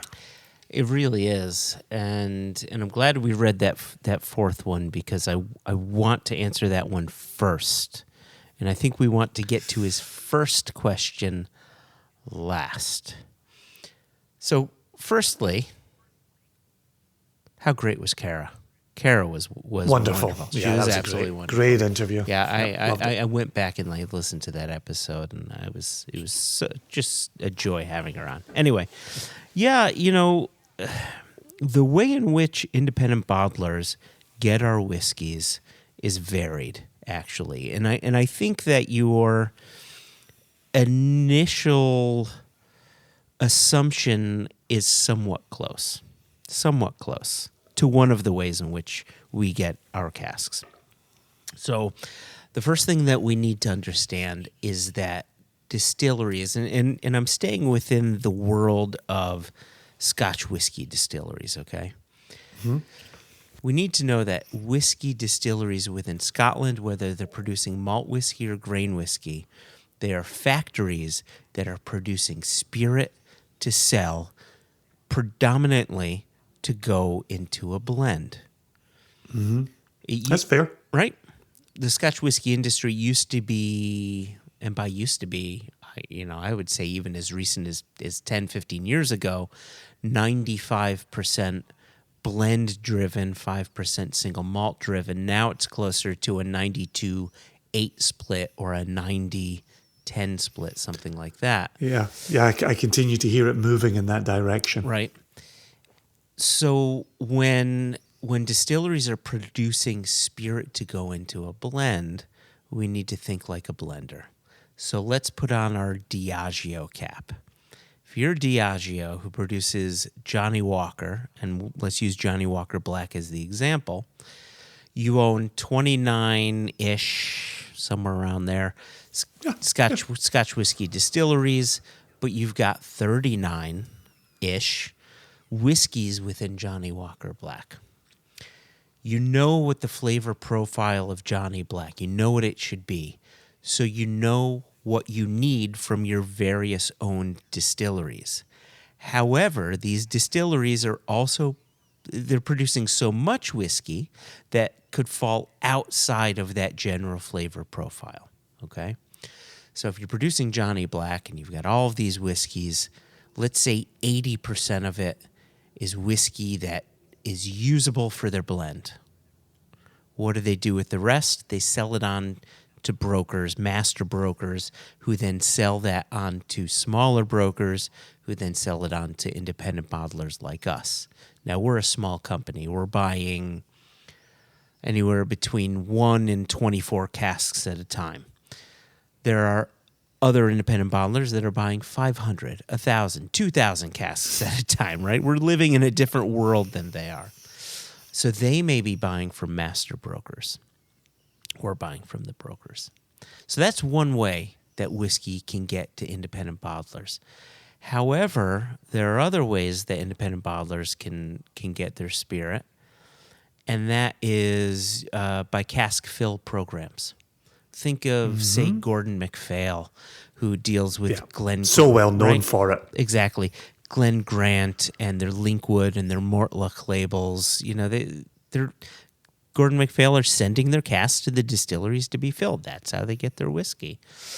Think about our 7-year-old Glen Murray in a Fino cask. We didn't get that cask from Glen Murray, but when we told them we bought it, they said, wait, Fino? We've never filled into Fino. So Glen Murray sells off bulk spirit, likely to blenders who need to fill into their own wood because they have specific flavor profiles they look for. So, and again, now you're getting that spirit from those blenders where the whiskey doesn't fit that particular blend.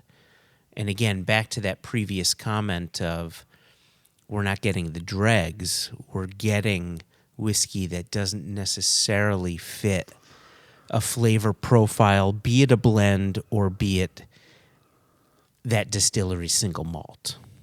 Well, and I think you're leading in very nicely to the question that Jiggs asks about the advantages and disadvantages of IB compared to OB. Okay.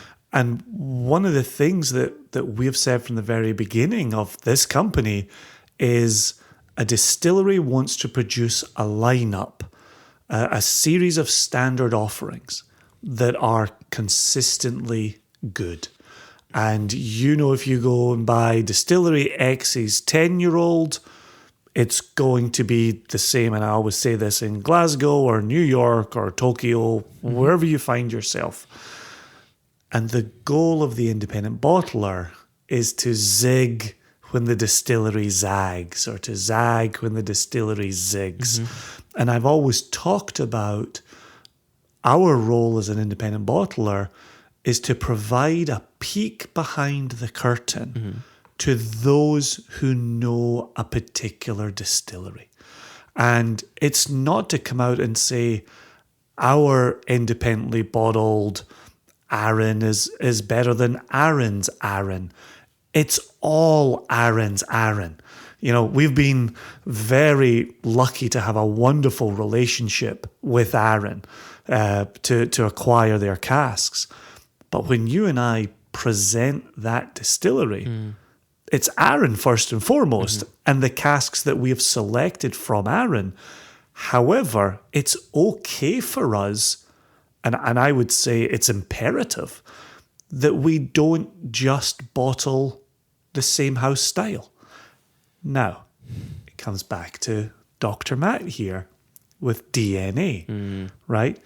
What do we talk about in our YouTube tastings or in this podcast or in in-person tastings or in our Zoom tastings, right? We're still looking for the Arran DNA or any distillery, right? The DNA to shine through in whatever it is we bottle. The standard offering clearly has the house style. That's how Michael Jackson got to understand the house style, right? But...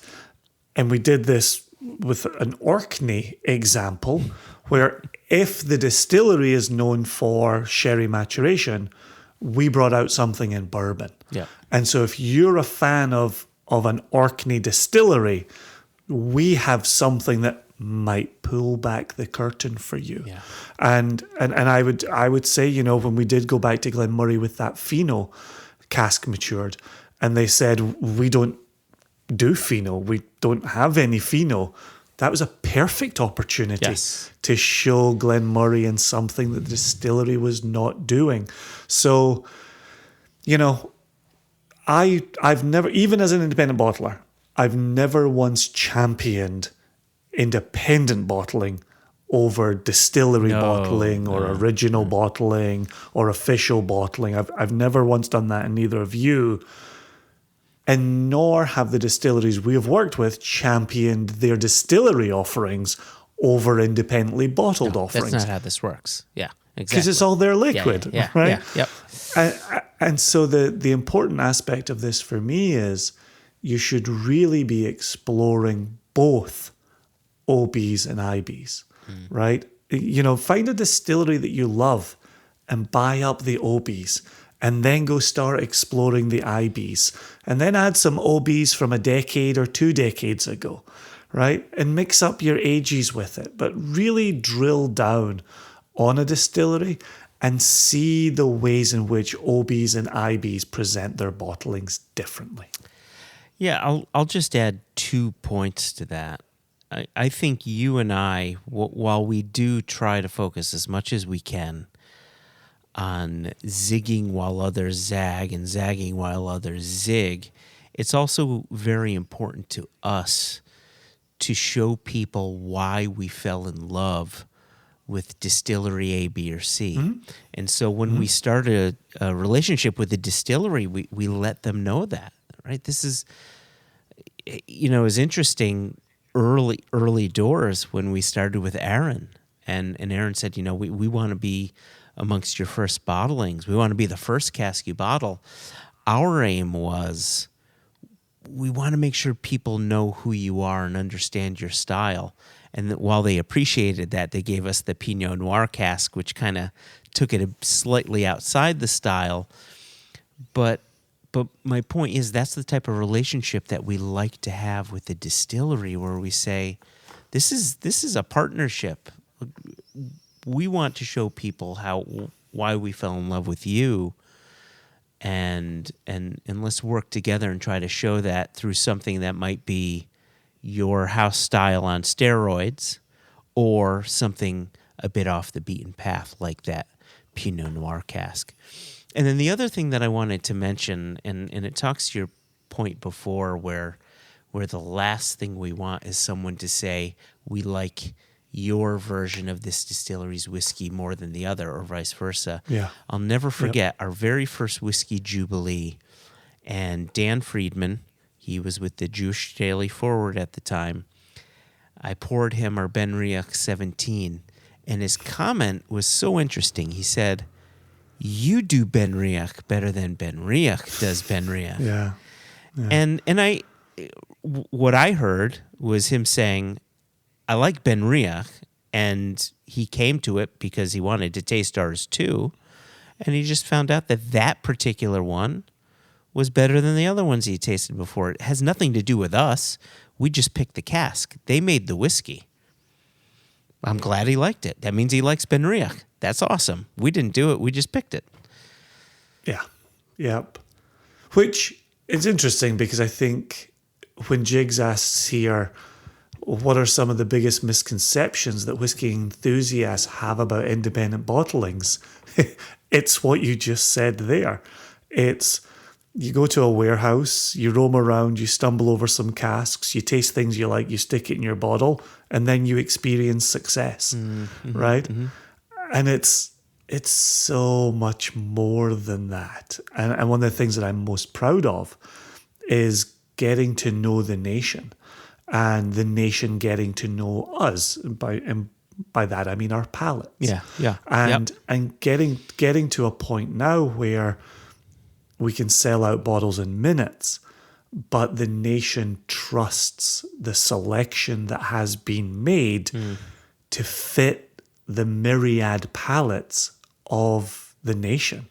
And that's something that we have now lived with for 9 years since that first Aaron Pinot Noir came out. Yeah. Was it's important that people know our palates and know where their palates live with ours, and dovetail with ours. And so it's not just a case of going out and about, the world, getting world samples and saying, yep, I like that, stick it in a bottle. Yeah. I still worry about screwing up all the time.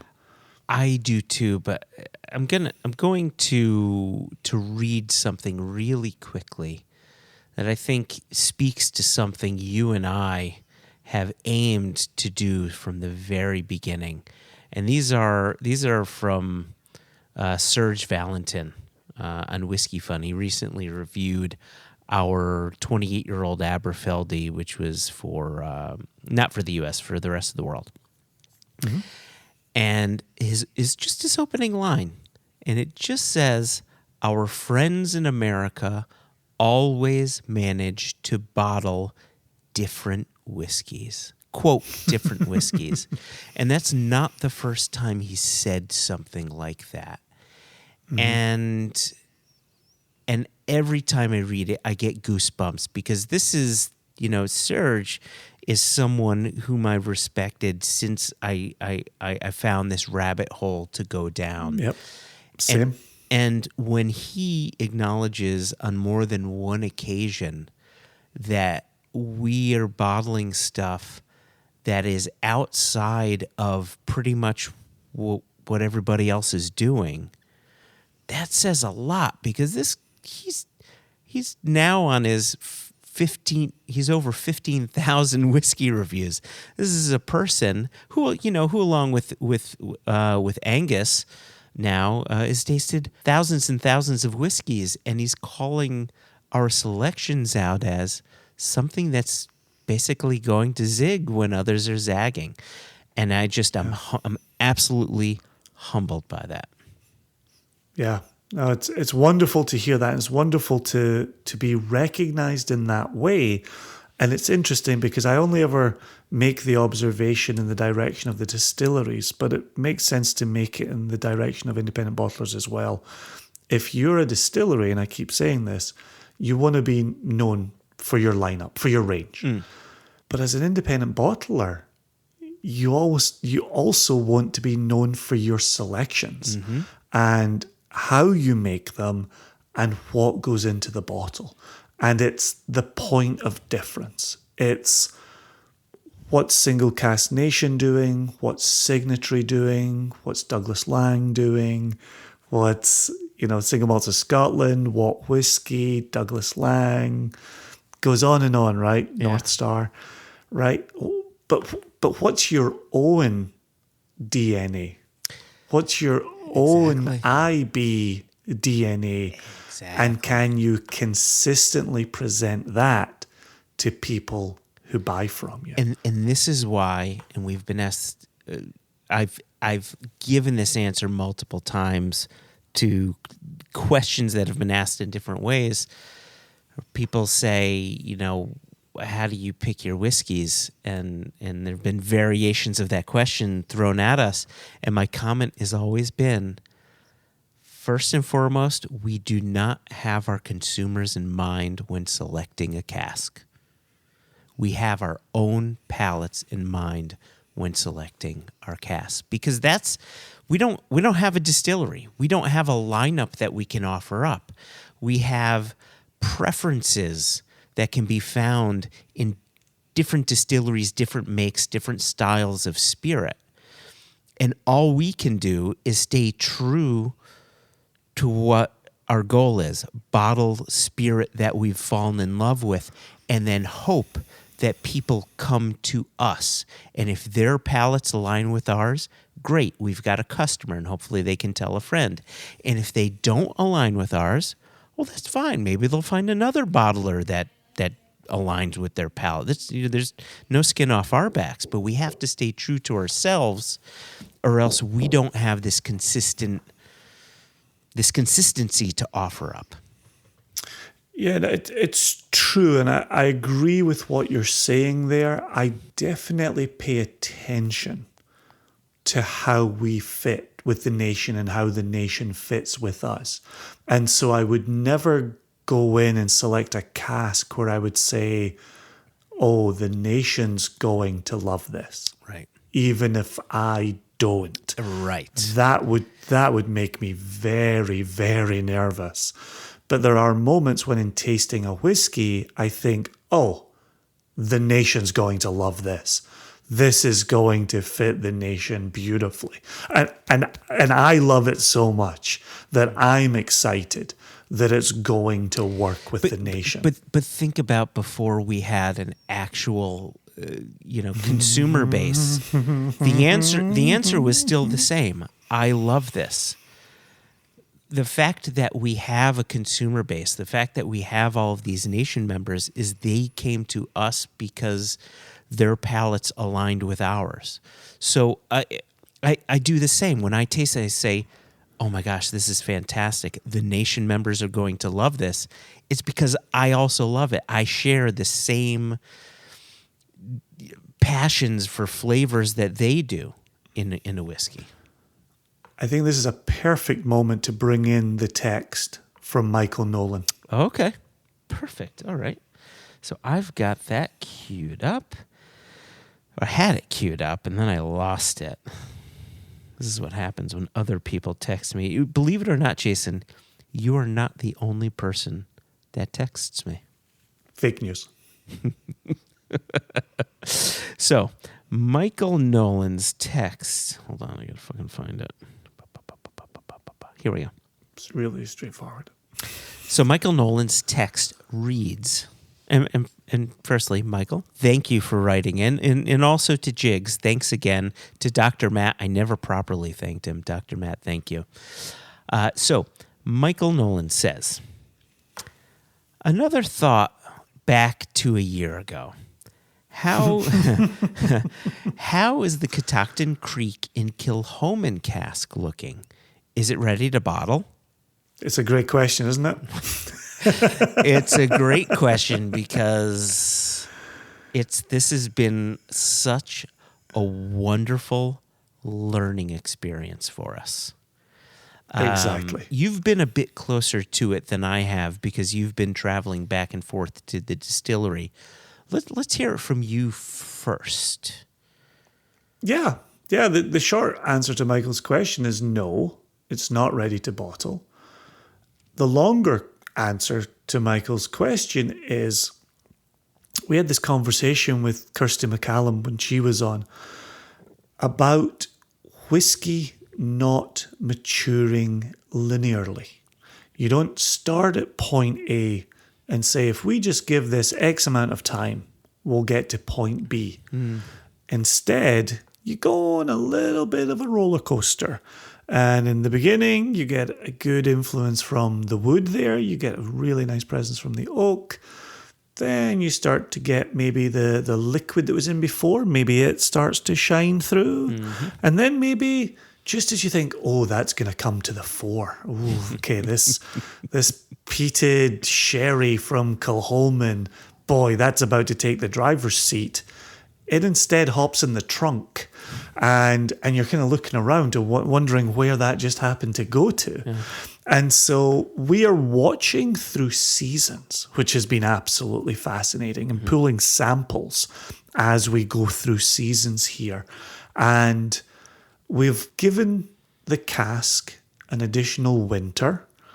We're going to give it an additional, obviously, spring to get to summer. And we're going to give it an additional summer to see if we can pull more from the wood.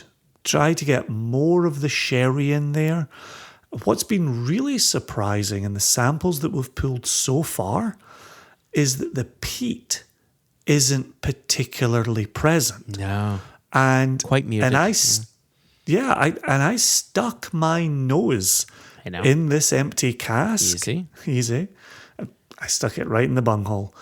And it was peated and sherried and the cask that you'd expect to receive from Kilchoman.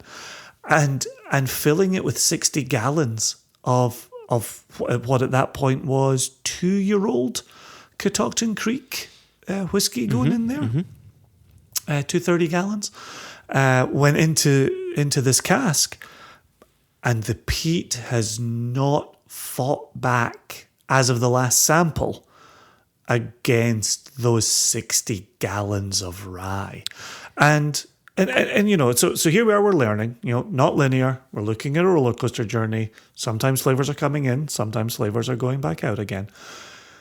When we put it in there, that sounds right. Easy. Pump the brakes.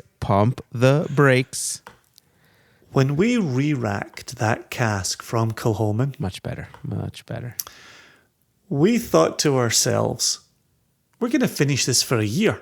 Yes. And then we're going to have some Catoctin Creek that'll be about 3 years, maybe 4 years old, can't quite remember my dates.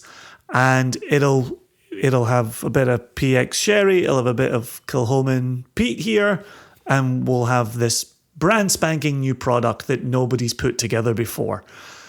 And we simply pulled a year out because it seemed like a useful number. Mm-hmm.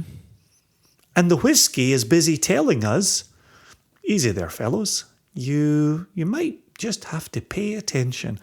And it's one of those interesting things that we talk about where any bottle of whiskey wants to tell you a story. And assuming that it's non-chill filtered and has no artificial colour added to it, if you pay attention and use your eyes and use your nose and use your mouth, you'll get told a story by that whiskey in the bottle. Yeah. Yep.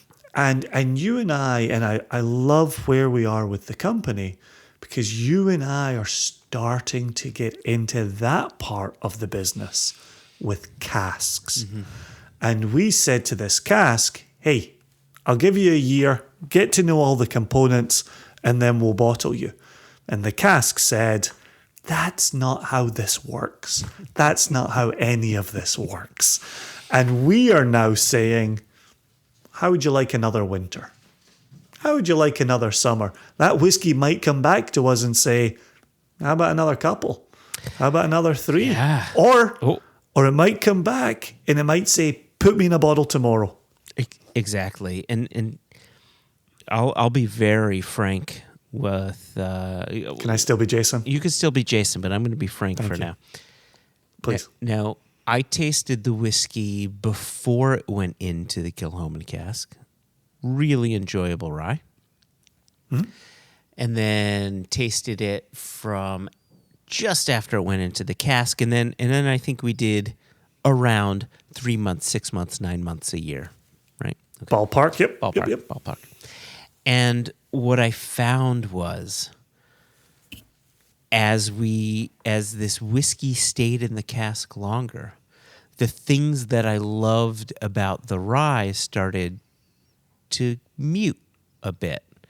And the things that I loved about the sherry started to get squelched a bit. And the things that I loved about the peat started to get stifled a bit. And I feel as if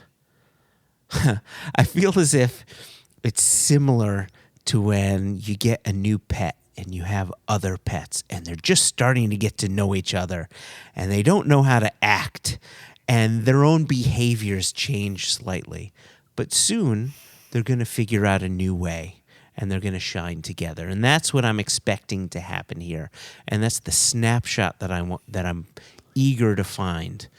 And it could be a summer, right? It could be that I don't know, but it's been so fun tasting the evolution and learning from the evolution.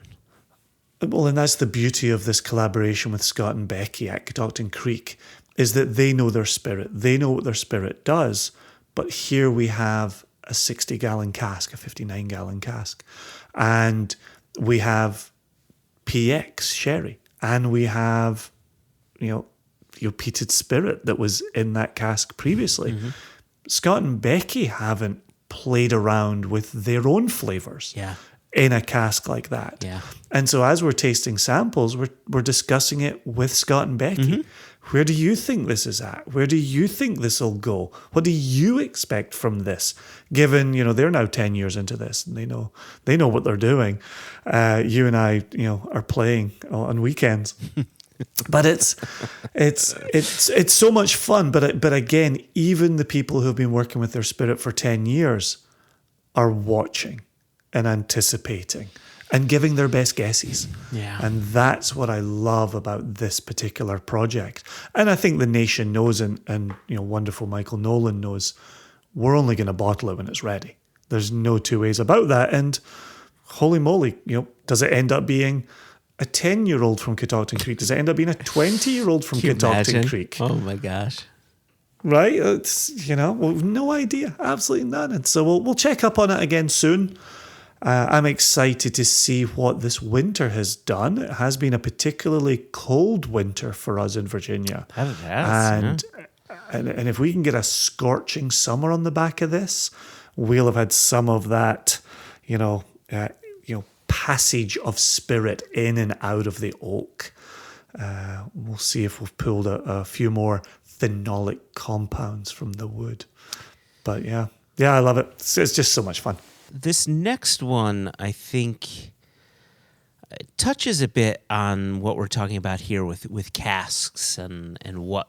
Oh, good. Yeah, just cask terminology, actually. So a bit of a segue, a bit of a segued pivot, a pivoted segue. It's not so much a pivot as it is a slide over. All right, here we go. So this Feels like a rich, smooth slide. Oh, Jesus Christ. Show me the proof, Jason. So this came in from Vadim Perlovsky. And he says, Koa and I, and I could have the name wrong. It could be Kwa or it could be Koa, Khoa. Can I, just for a second before we get to the question, we've talked all of season 4 about Travis Williams sending us a couple of Glencairns that were just beautiful and very well received. Vadim sent me a wizard's hat Glencairn topper that is just magnificent. And I smile every time I look at it. Well, do you know Vadim sent me a topper as well, but it's a crown, kind of like you'd see on a little cherub. It's absolutely That's very fantastic. cool. Thank you for those, Vadim. Yeah, very thank you so kind, much. very thoughtful. Absolutely wonderful. So back to his message here. He says, Kwa and I, again, Koa or Kwa, and I are sitting here discussing sherry cask maturation and figured we can ask an expert to weigh in. And in the absence of that, I can text you, Jamokes. Wet sherry cask versus dry sherry cask? Question mark. Also, cask terminology between first fill, refill, second fill, traditional whiskey cask, etc. So there's a lot to unpack here. Yeah. Let me jump into the second part because this jibes very nicely with what I was just talking about bottles want to tell you a story. And when it comes to first fill, so just very quickly, for anybody who's also wondering about that. So imagine, if you will, in Kentucky, you've got a new charred oak cask. Its size might be barrel, but let's go with cask for the moment because that's a generic catch-all. So you've got a new charred oak cask. You've matured your bourbon in that for X amount of time. You can only use it one time to be bourbon in the new charred oak. You now send it off to a Scottish producer, and they put Scotch new make in it for the very first time. I like using that term Scotch because it's not Scotch yet until it gets to 3 years. But you're in Scotland and you've made new make that will become Scotch. You can call it Scottish new make. Scottish. If it's not Scottish, it's crap. So, as a Scottish producer, you put your new make spirit into that formerly used bourbon cask. And we would call that a first fill because it's the first time we in Scotland are putting spirit into it. And now, we might use that for finishing, we might use that for full maturation, we might use that for partial maturation, but that's the first time it's being used, regardless of how long we use it for. We empty it, we bottle the liquid, we then have an empty cask and we use it a second time. We've now got a second fill. We're probably less likely to use that for finishing if it's come from Kentucky. We're more likely to give a decent maturation in that, but everybody's different. Your mileage may vary. We then use it, we empty the liquid, we bottle the liquid, we sell the liquid, and now we've got an empty cask that we may use a third time, a fourth time, a fifth time. Those are going to be called refills. All we've done is refill it at that point. Now, so far, I've told you how we use this nomenclature within this company. However, some companies only refer to first fill and refill. We used it a first time and then after that, we simply refilled it. What you also find is some, whatever the needs might be. Maybe you need blending stock to leave your distillery to go off to another blender. Maybe you've just used really, really tired, really well used, multiple refilled casks. And they might not impart any color. They might not impart any flavor. They might just be, and I talk about this in my tastings, they may have just been used to stop the whiskey from becoming a puddle on a warehouse floor, right? Uh-huh. Right? So there's a number of ways in which you can use the language very carefully and very formally, but it won't necessarily capture the full use of those casks. That's 100% correct. So a couple, I want to add on to what you said here. So your descriptions are perfect, right? The first time you use it, it's the first time the Scots use a bourbon barrel or a sherry cask, they're going to call it first fill. Or sometimes they'll say fresh bourbon, fresh sherry. Mm-hmm. Yep. Also true. The second time you use that cask, some will call it second fill, some will call it refill. And then there's refill, which could be third, fourth, fifth use, and so on. But again, some people will call second fill refill. So you've got a bit of squishiness there going on in terminology. But let's think about how unimportant that terminology could be. Again, just reinforcing your point. And I'll use the example of our 26-year-old Cameron Bridge, which was 26 years in a refill sherry butt. If you look at the liquid, it's dark. It looks like it's first fill sherry. The sherry influence on it is massive.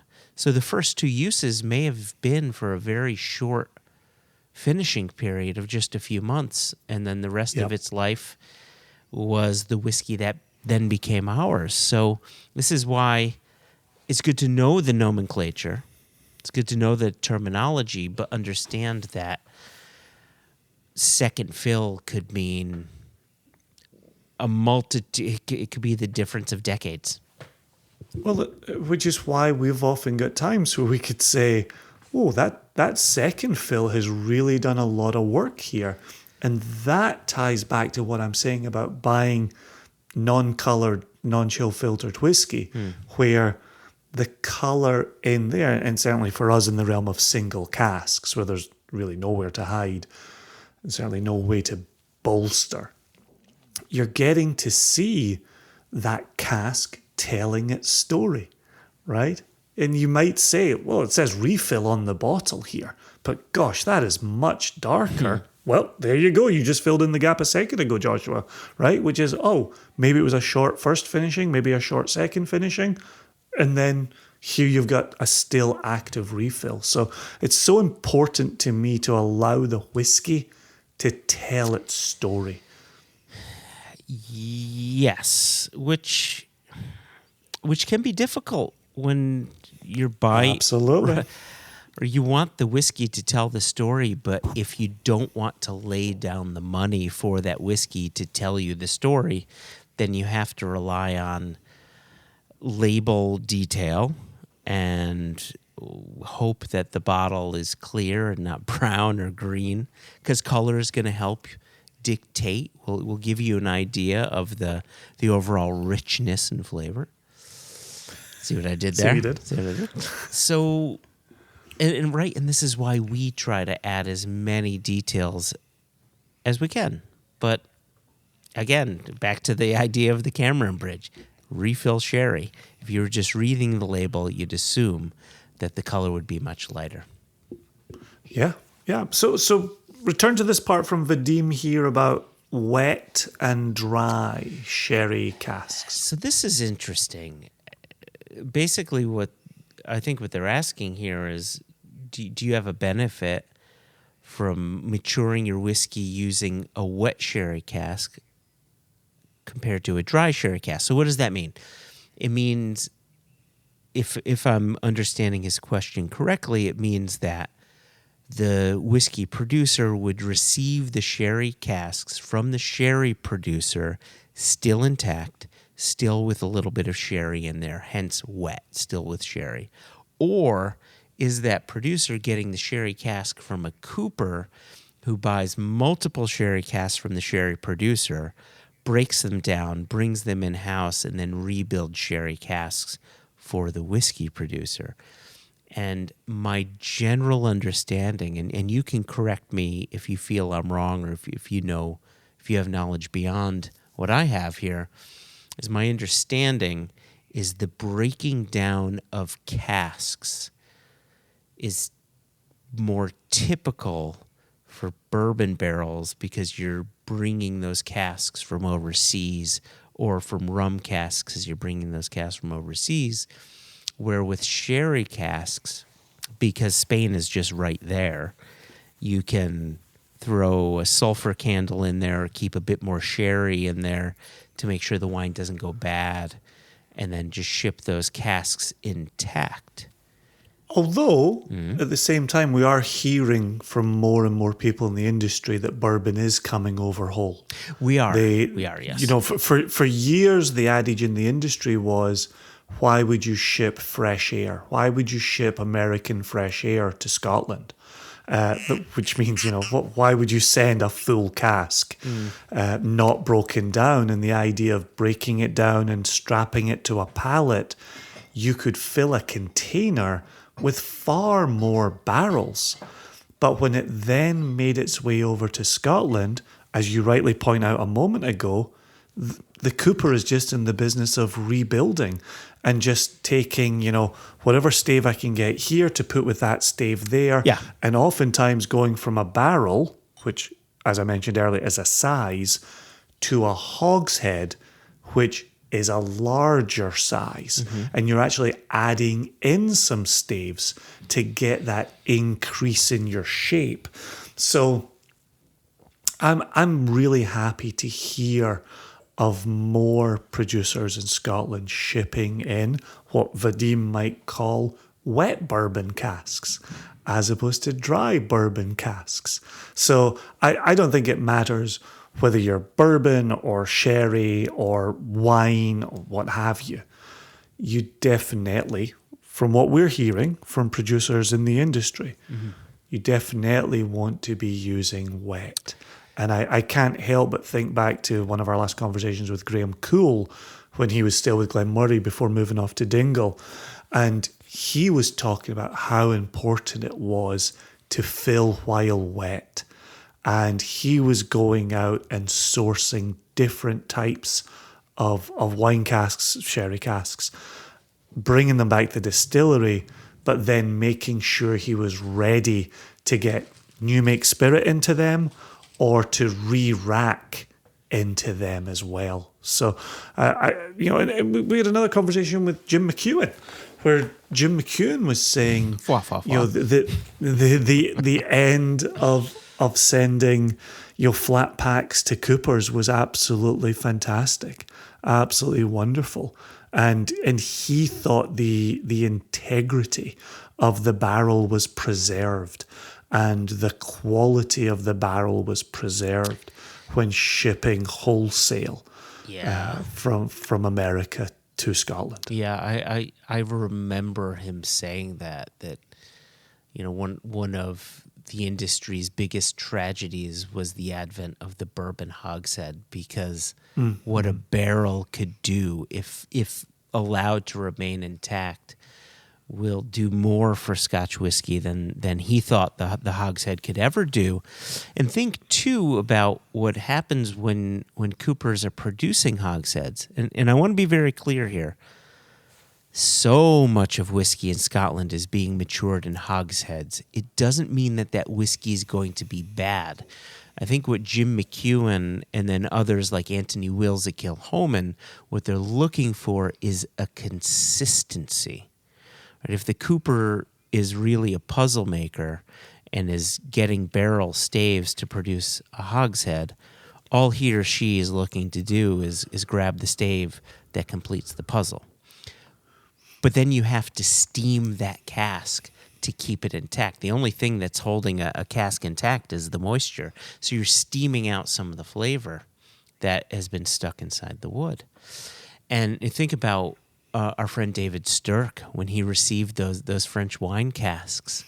And I think of that often. I oftentimes wake up in a cold sweat in the middle of the night, remembering this. He said the number one reason I purchased these casks from you is because of the richness and flavor that wine would put into the wood that the spirit would then take out, and now you've taken those characteristics out using steam, and so you can see why a distillery or a bottler would want to fill into a fresh cask.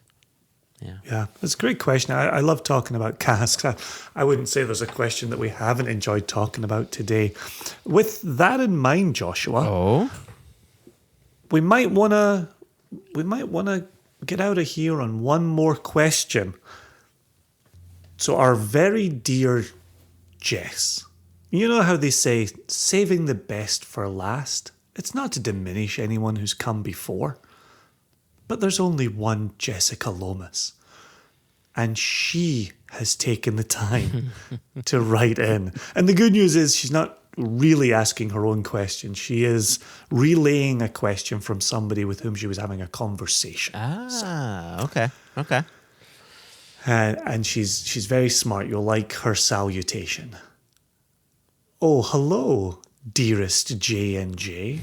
Side comment, not specifying an order. You don't catch me that easily. After a discussion the other day with a friend about the 10th anniversary of Single Cask Nation, Mazel. Thank you, Jess. Mazel to the tizzle. I was asked what your personal favourite bottles you've released are. I'll guess I'll make it easier by allowing Jubilee bottling if that's your pick. I know you've talked about what you'd like to bottle in the future, but what about taking a little dive into the archives? Can't wait to hear your choices. Cheers, the other J. And I love the fact that she's able to sign off as the other J. And not only do we know who that is, the nation knows who that is. Thousands and thousands of people know who that other J is. Isn't that awesome? That's fantastic. Gosh, tens of thousands. I didn't know, listeners of the podcast. Oh, yeah, that's a very good point. Oh, jeez.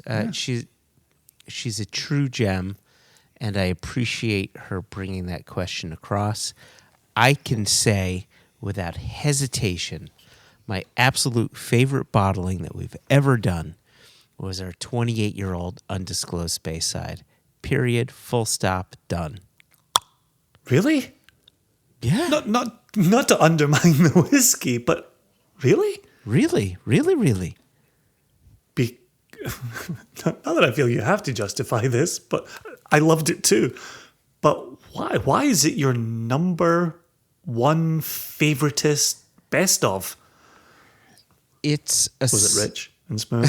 It was rich and smooth and was high proof. And I did. Don't even know you anymore. No, for me, like I know you, right? You have a passion.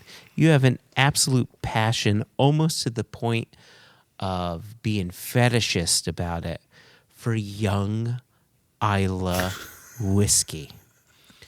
My passions, my palate has always leaned toward spicier.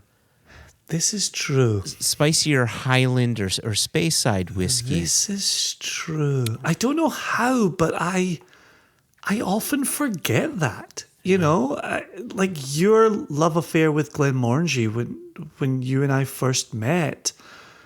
And my love affair with young Isla whiskies when we first met.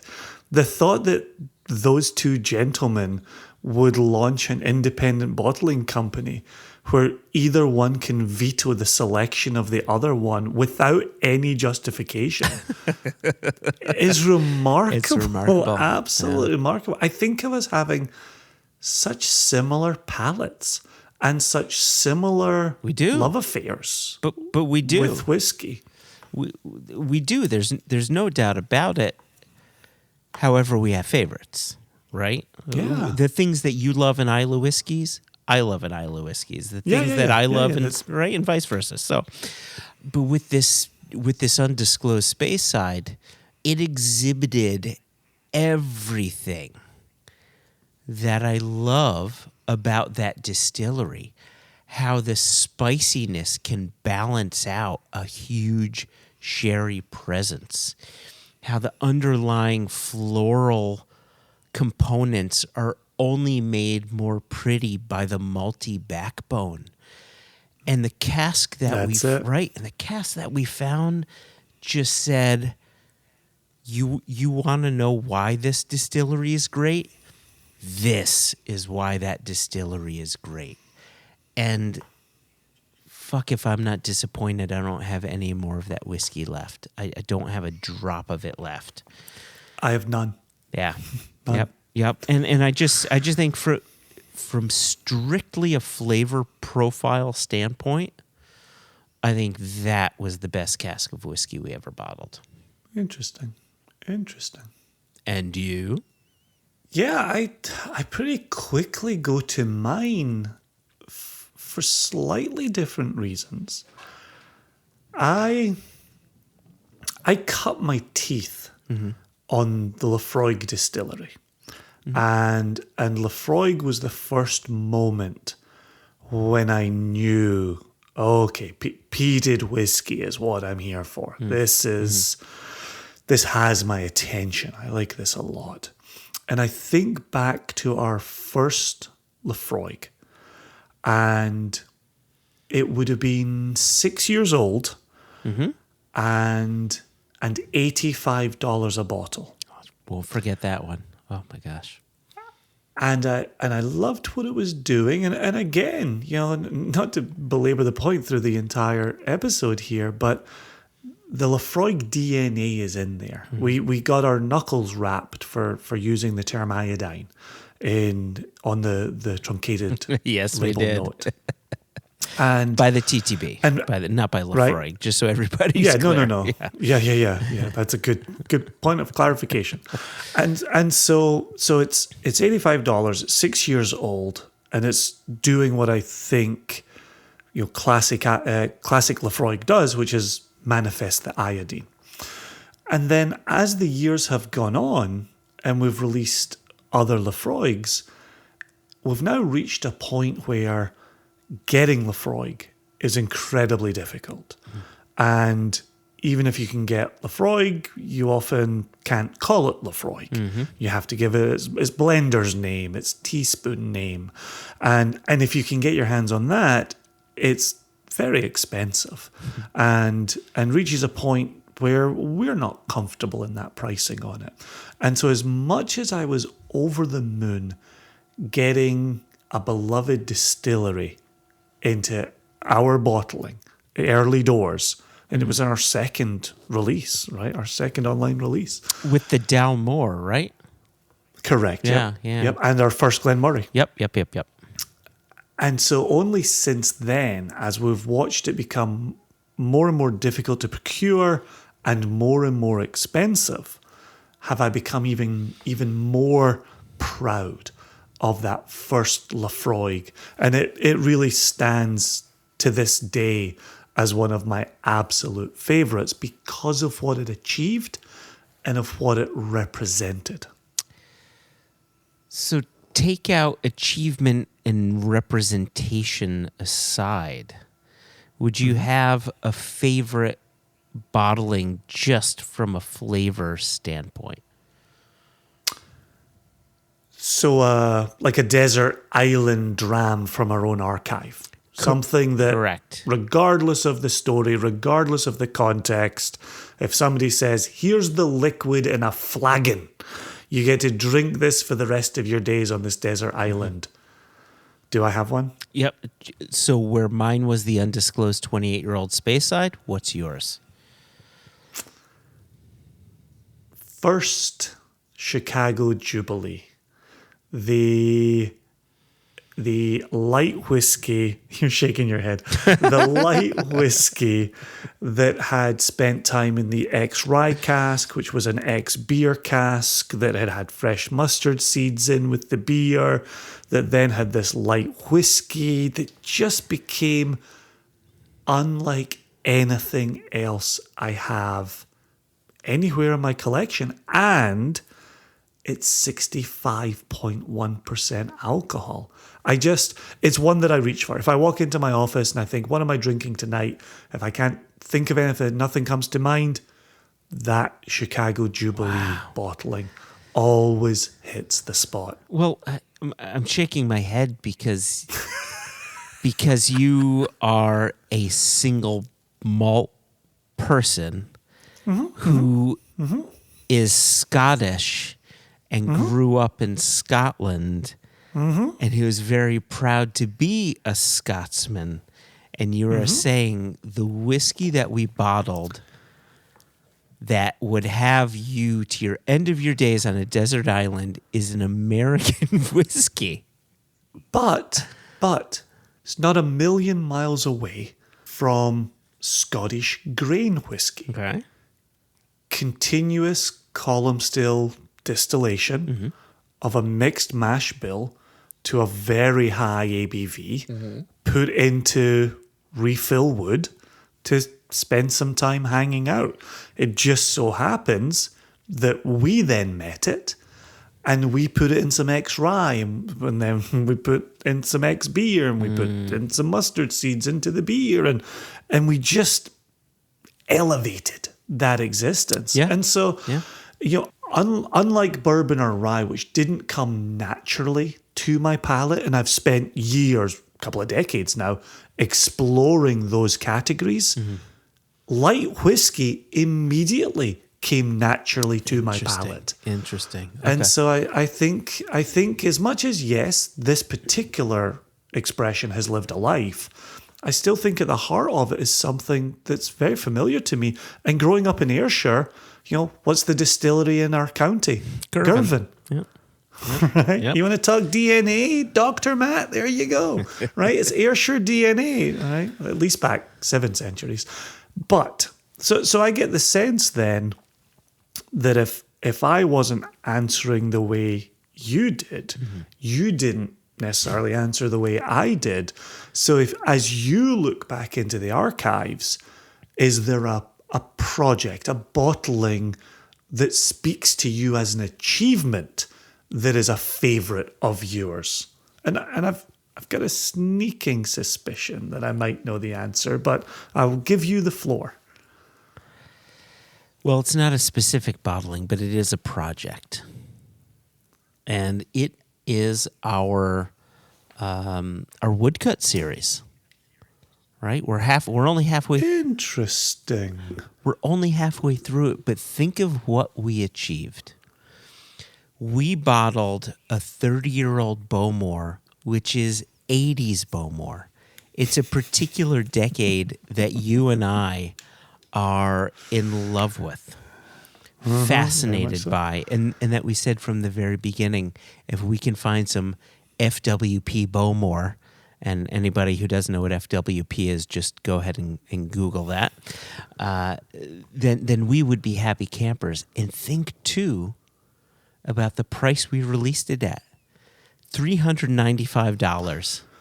Yeah.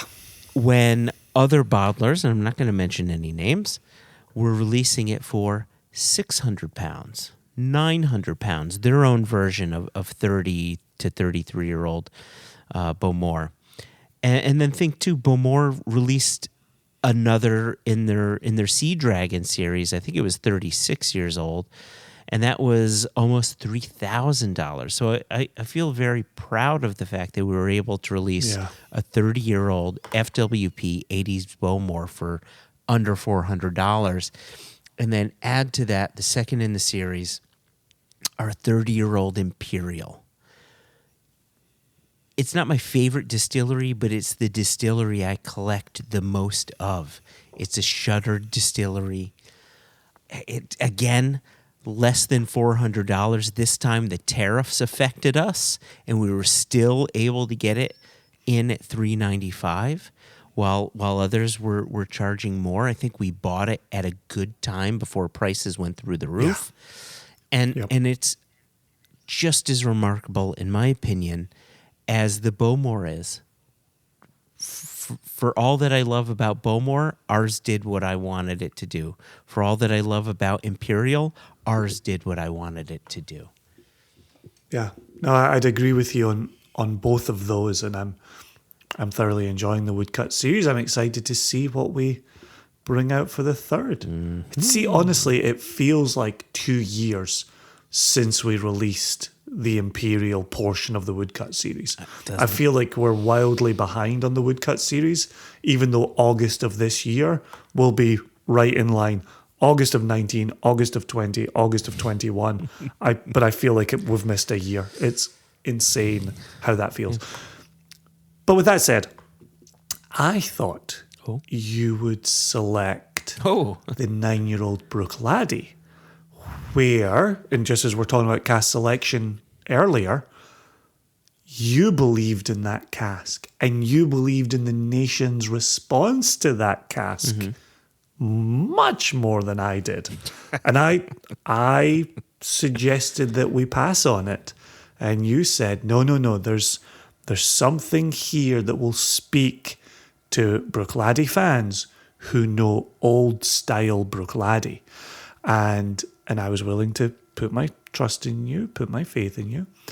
And then when it was offered up to the nation, it sold out very well. At a time when we were not selling out in minutes, it sold out very quickly. And those Brookladdy fans in the nation said, I love the old style Brookladdy feel that this has. And kudos to you. That was well selected, and it had the result that you had argued for, that you said it would have. So, just out of curiosity, I know you love Port Charlotte, and I know you love Octomore, and I know there's plenty of Brookladdies you like as well. Yeah.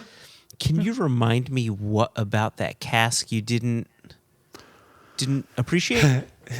As soon as you mention old style Brookladdy, to me it can come across as flat, insipid, absent, right? You have to be at one with how delicate it is and how subtle it is.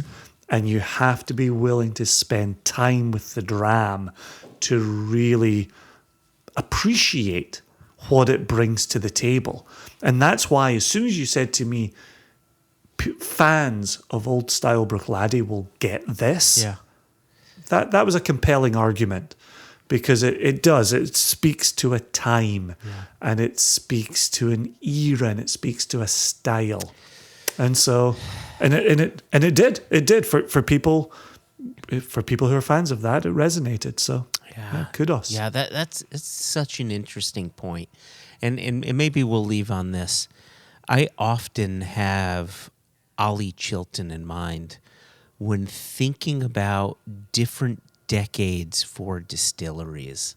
Right? He's tracked Bowmore, and he knows what 60s and 70s, and he hates it, 80s Bowmore does. And he has a particular attraction to early 2000s Bowmores and how they produce spirits.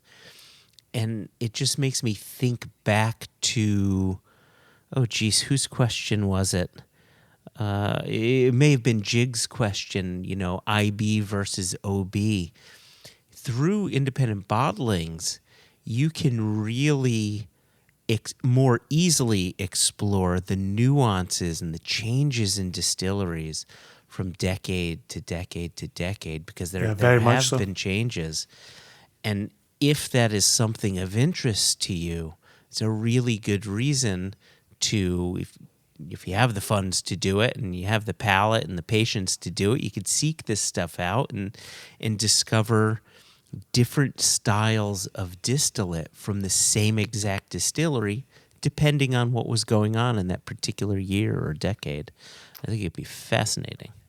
It's a perfect point to leave on, because we ask that question of our guest who opens up the first episode of season 5.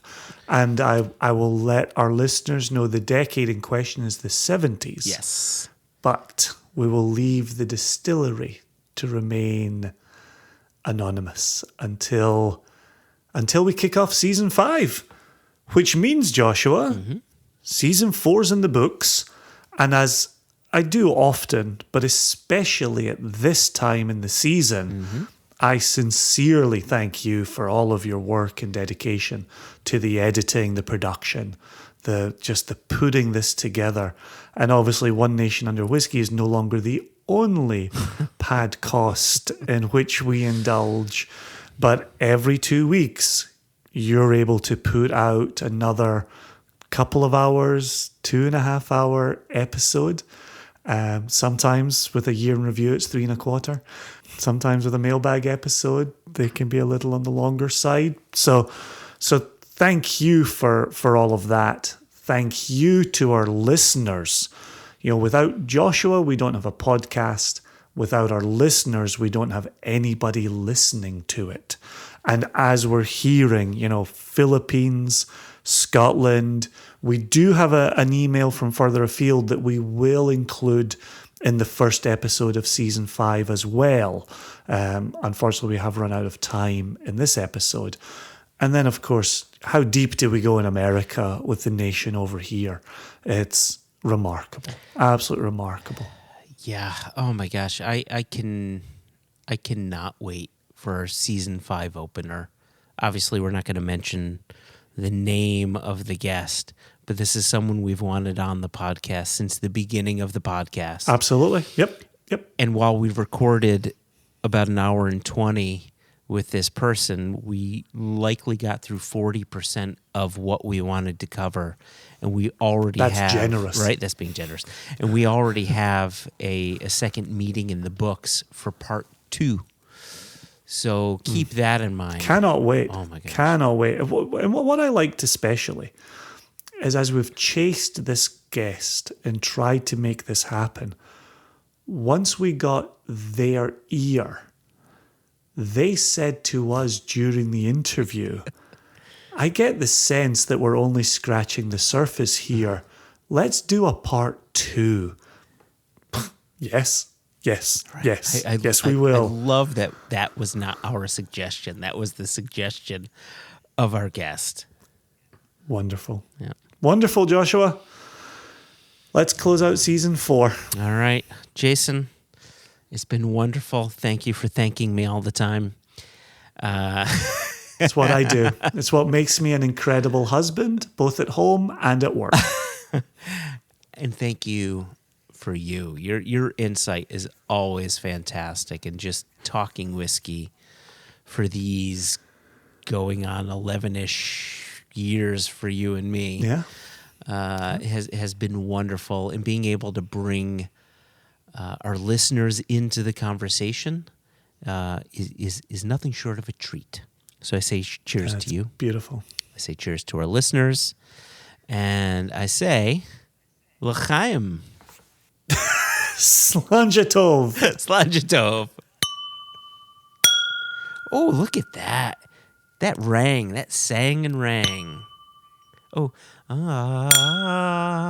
Swana. Oh, that is a perfect harmonic. At the same time, hold on. Jason. Grab your things. Here we go. You ready? On the count of 3. 1, 2, 3.